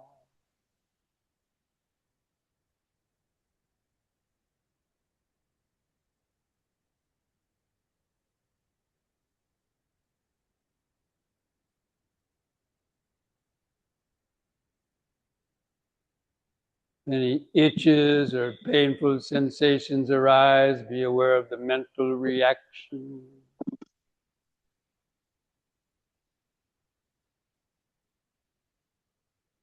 The desire to get away from it.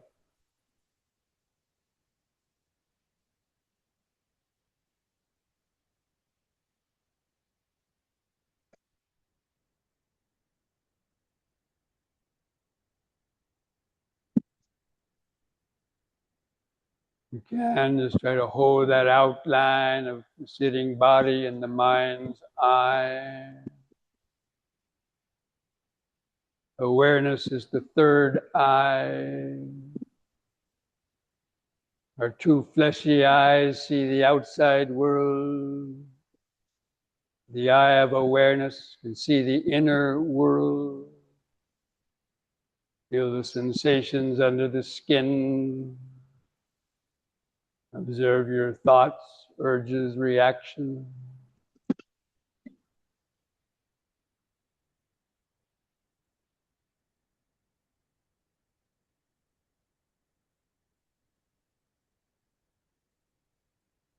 Develop that basic vipassana, vidarshana awareness, moment to moment.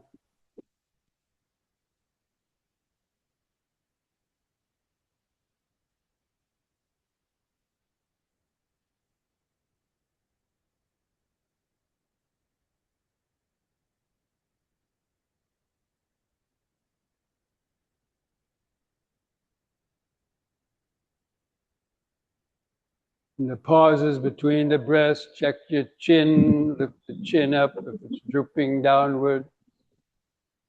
Just mindfully lift the chin up a bit.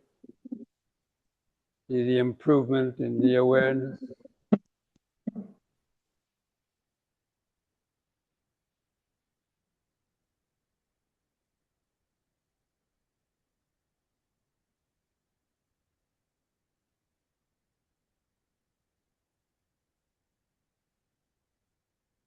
Try to feel more and subtler sensation.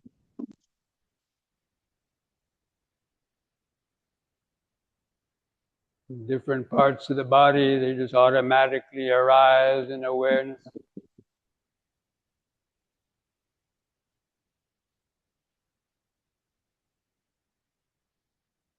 The breathing is always there in the center of the body, but all around it, so many other sensations coming and going. Thoughts coming and going in the back of the mind.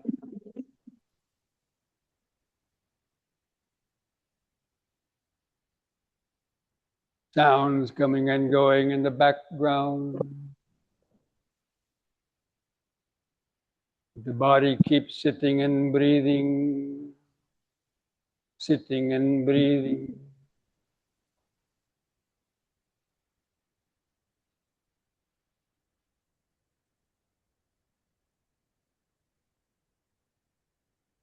Everything else you cannot control. The breathing body will always be there, just beneath your nose.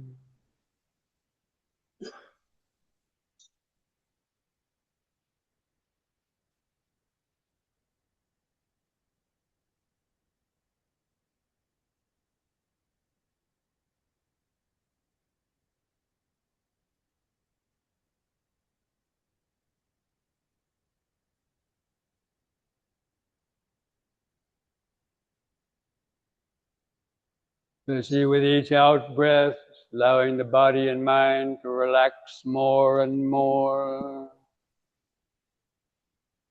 into the here and now, the present moment.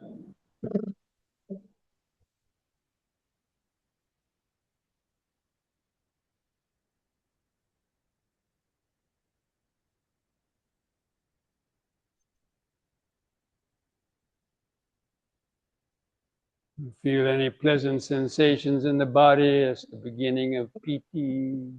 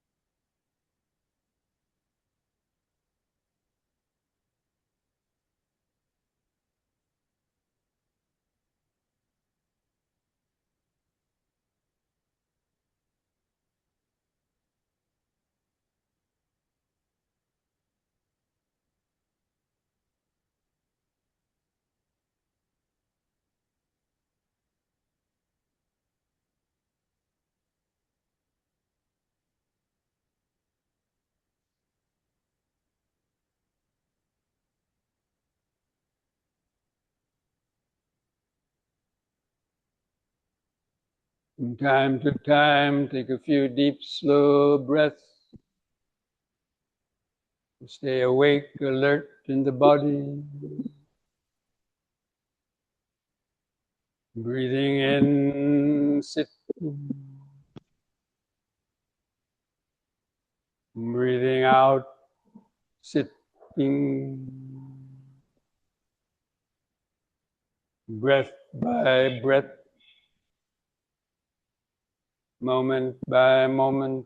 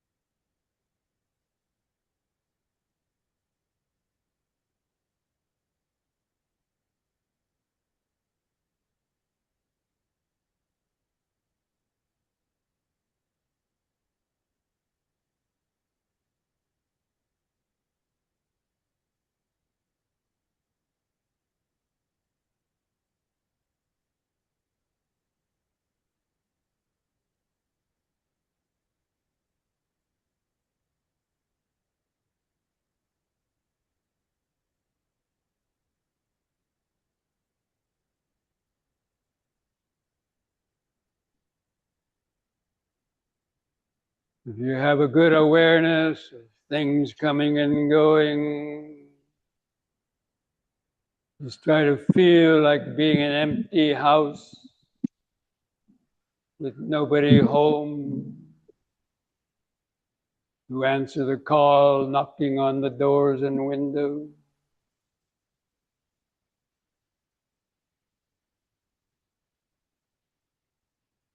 There's a sensitive microphone in the house that knows but doesn't know. Just awareness, present moment awareness, the natural awareness.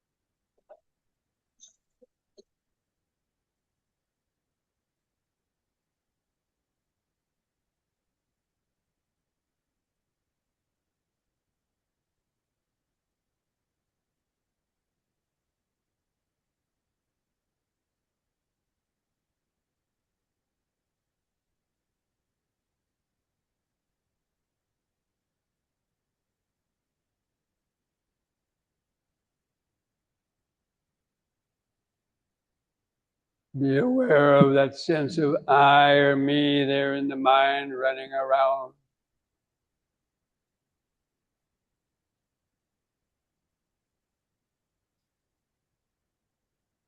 A little sense of I or me is just a thought bubble within consciousness.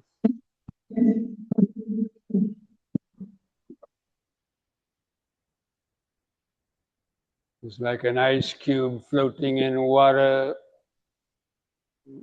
thinks it's different from the water.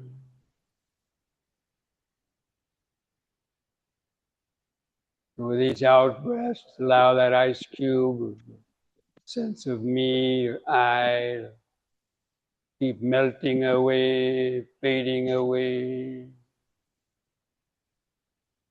into that expanded ocean of present moment awareness.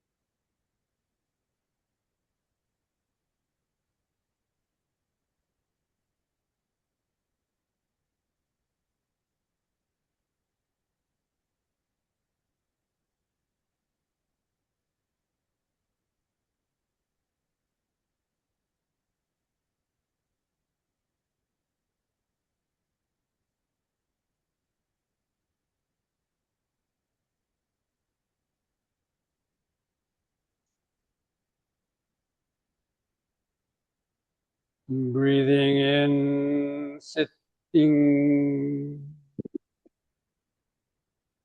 Breathing out, sitting.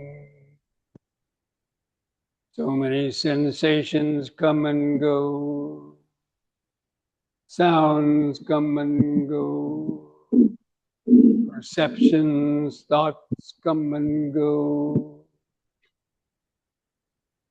Thoughts of I, me, or mine come and go. Those are all just a continuous flow of the five aggregates and their nature of anicca, impermanent, constantly changing, without any owner or controller.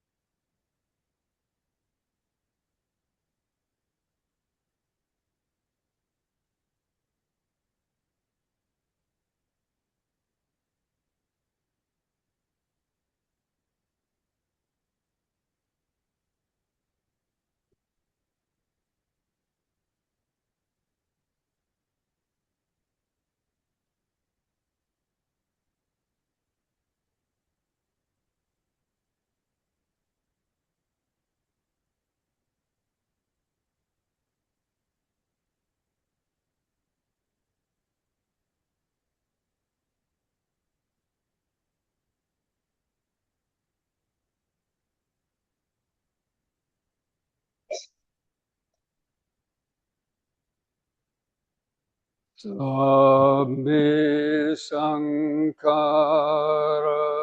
anicchati yada panyaya pasati atanibindati dukhe esamango visuddhiya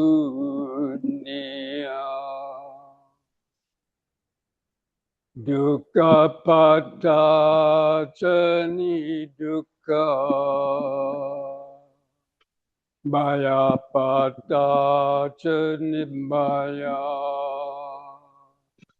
sukha patacani sukha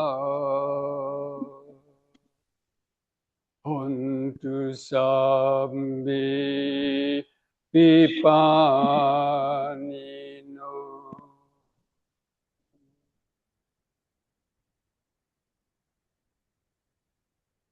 All conditioned things, the five aggregates of this body, mind, and world are impermanent. They arise only to briefly last, then vanish. When one sees this with the eye of wisdom, one becomes disenchanted with suffering. This is the path to purity, to freedom. And may the suffering be free from suffering. May the fear struck be free from fear. May the grieving be free from grief. In this way, may all beings live with mindfulness and wisdom. Thus spoke the Buddha.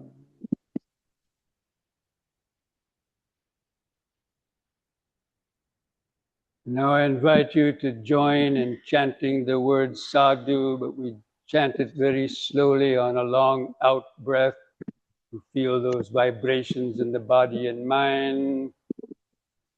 So you can just try to follow my lead on that. If you want to place the hands at the chest, you can. You take a deep breath.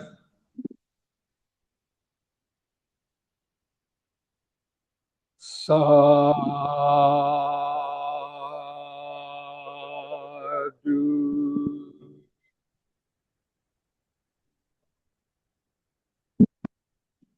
Breathe. Sadhu.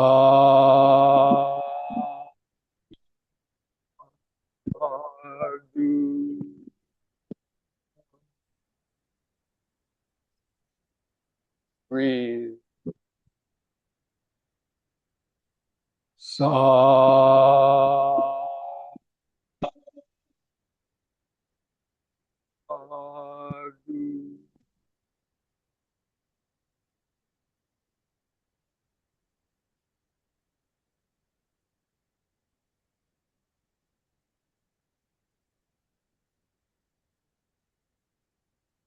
You now place your hands at the edge of your knees. Take one more deep breath. As you breathe in, stretch your head back. Pull the hands against the knees to arch your spine backwards. Look up at the ceiling. Let out the breath. On the in-breath, lift the head up.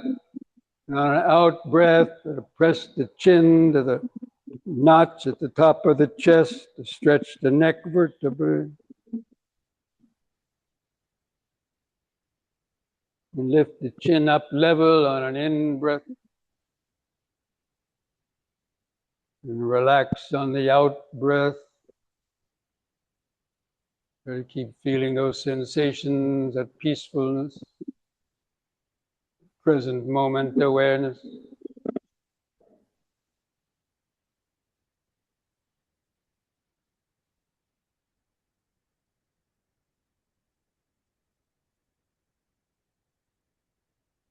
Okay. On that.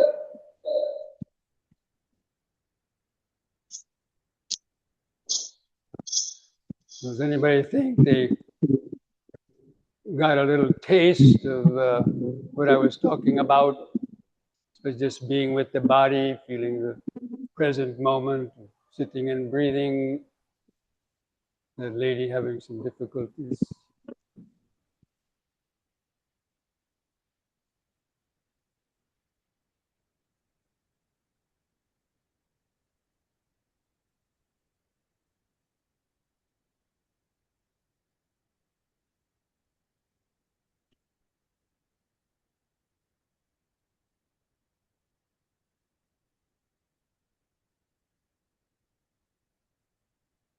Yeah, how many of you felt when doing that deep, slow breathing that it helped you actually to, concentrate a little bit better, or to help to feel some more kind of sensations in the body and help you to have more awareness?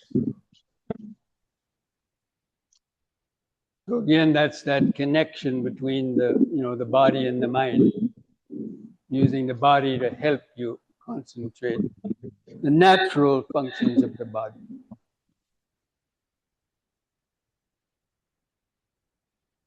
So now, if anybody has any last questions they might like to ask, we might have a few minutes for that. Any comments on that, your meditation experience?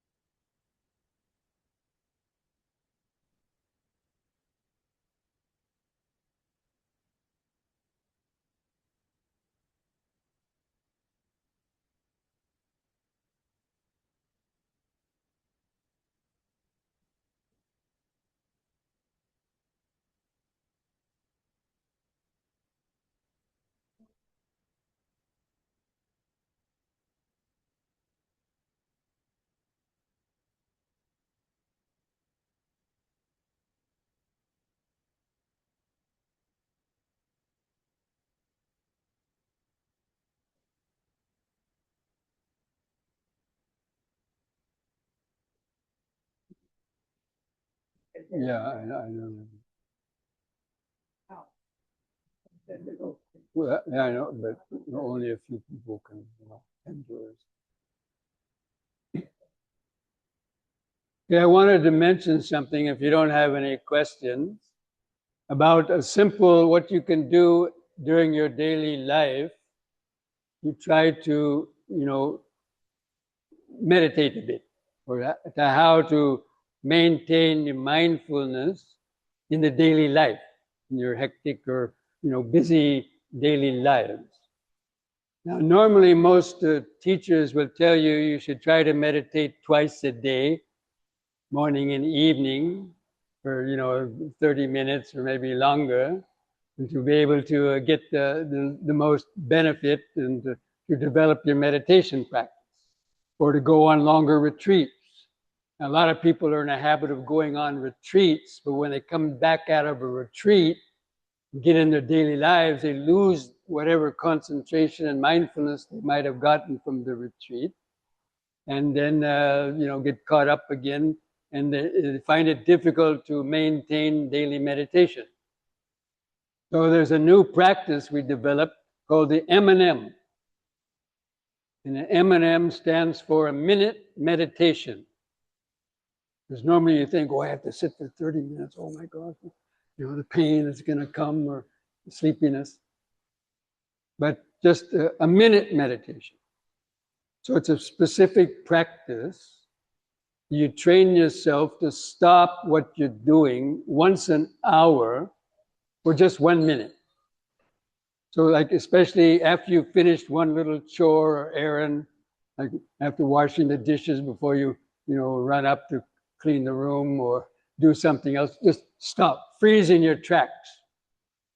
And if you're standing, the best time to do it is when you're standing, because that's normally when we're running around. Just freeze and take a deep, slow breath. Really bring the air up and hold the breath for a few seconds, feel those subtle vibrations. It's impossible to think about anything when you're doing that because it takes all of your effort. And then you slowly breathe out. And if you can do that 2 or 3 times, that's already 1 minute. And it will instantly relax you. It's better than any tranquilizer. It's immediate. But you just have to know how to do it. So you just bring the mind back to just breathing in, standing, breathing out, standing. You touch base with the present moment that's always there in the body. What's it doing? Letting go of whatever thoughts were in your mind. And in that last hour, if you accumulated stress, like some anger towards somebody or maybe toward yourself, if you did something unmindfully, you're blaming yourself, practice forgiveness there and then in that 1 minute. Forgive any person who may have hurt you, or forgive yourself if you did something wrong. And then send metta. May I have more mindfulness in the future. May that person be free from their suffering. Instead of chewing on that and building up any negative thoughts for the next hour. Because most people keep accumulating stress hour by hour during the day, and at the end of the day, they're a nervous wreck. In America, they have to stop at the bar and have a martini for a drink, calm down. And go to a massage parlor to get the stiff muscles relaxed.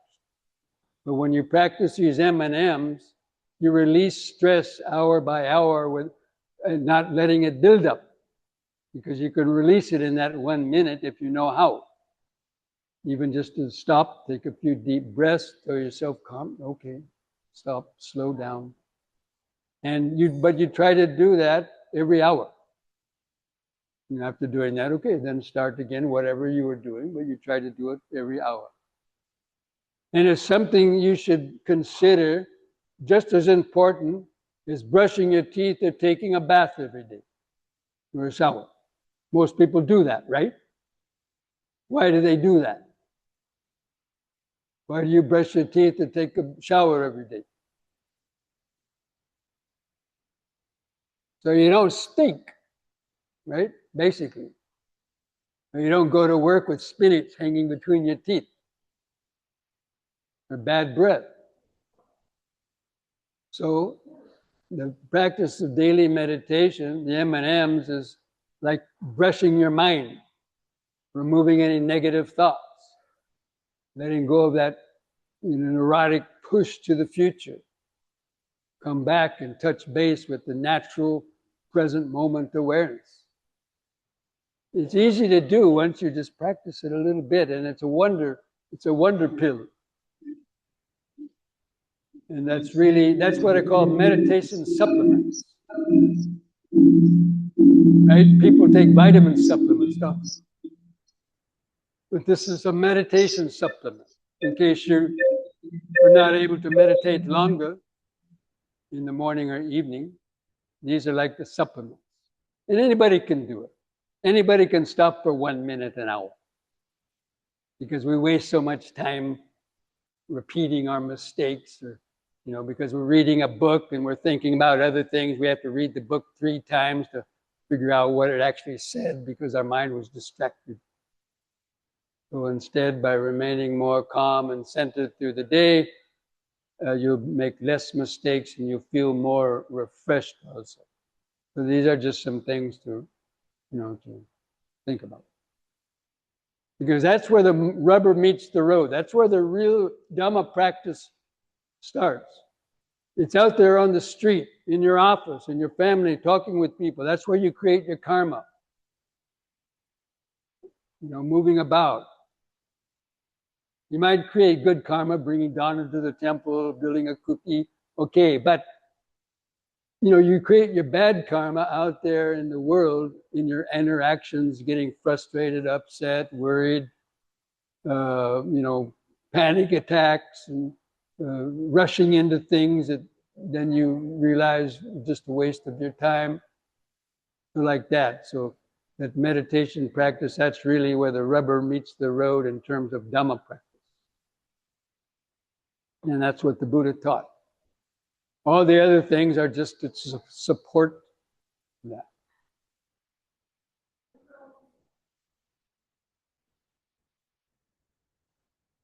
Now I'll leave you with one more little saying, or a couple of things. Mindfulness a day keeps dukkha away. Right? So an apple a day keeps a doctor away. Mindfulness a day keeps dukkha away. And that's those minute meditations.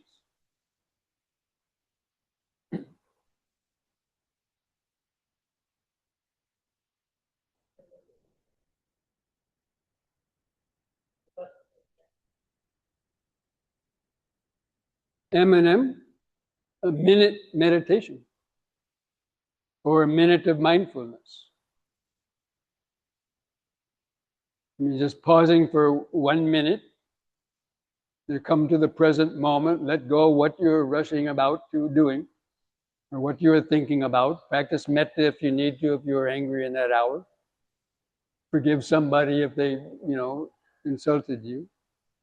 So you can go into the next hour fresh, not holding on to the past.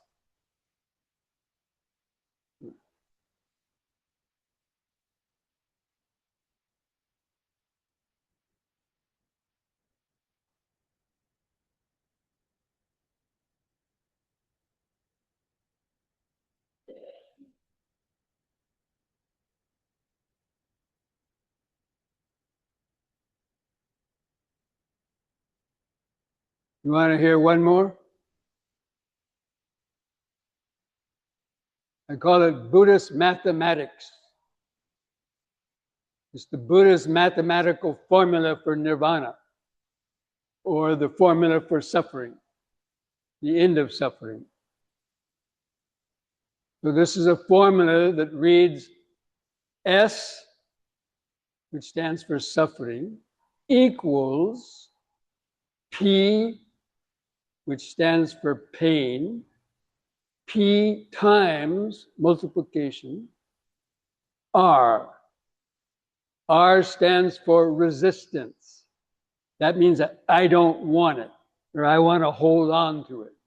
Don't leave me. Resisting the flow of impermanence. So, keeping that in mind, if you have a pain of 5 and a resistance of 5, what's your suffering?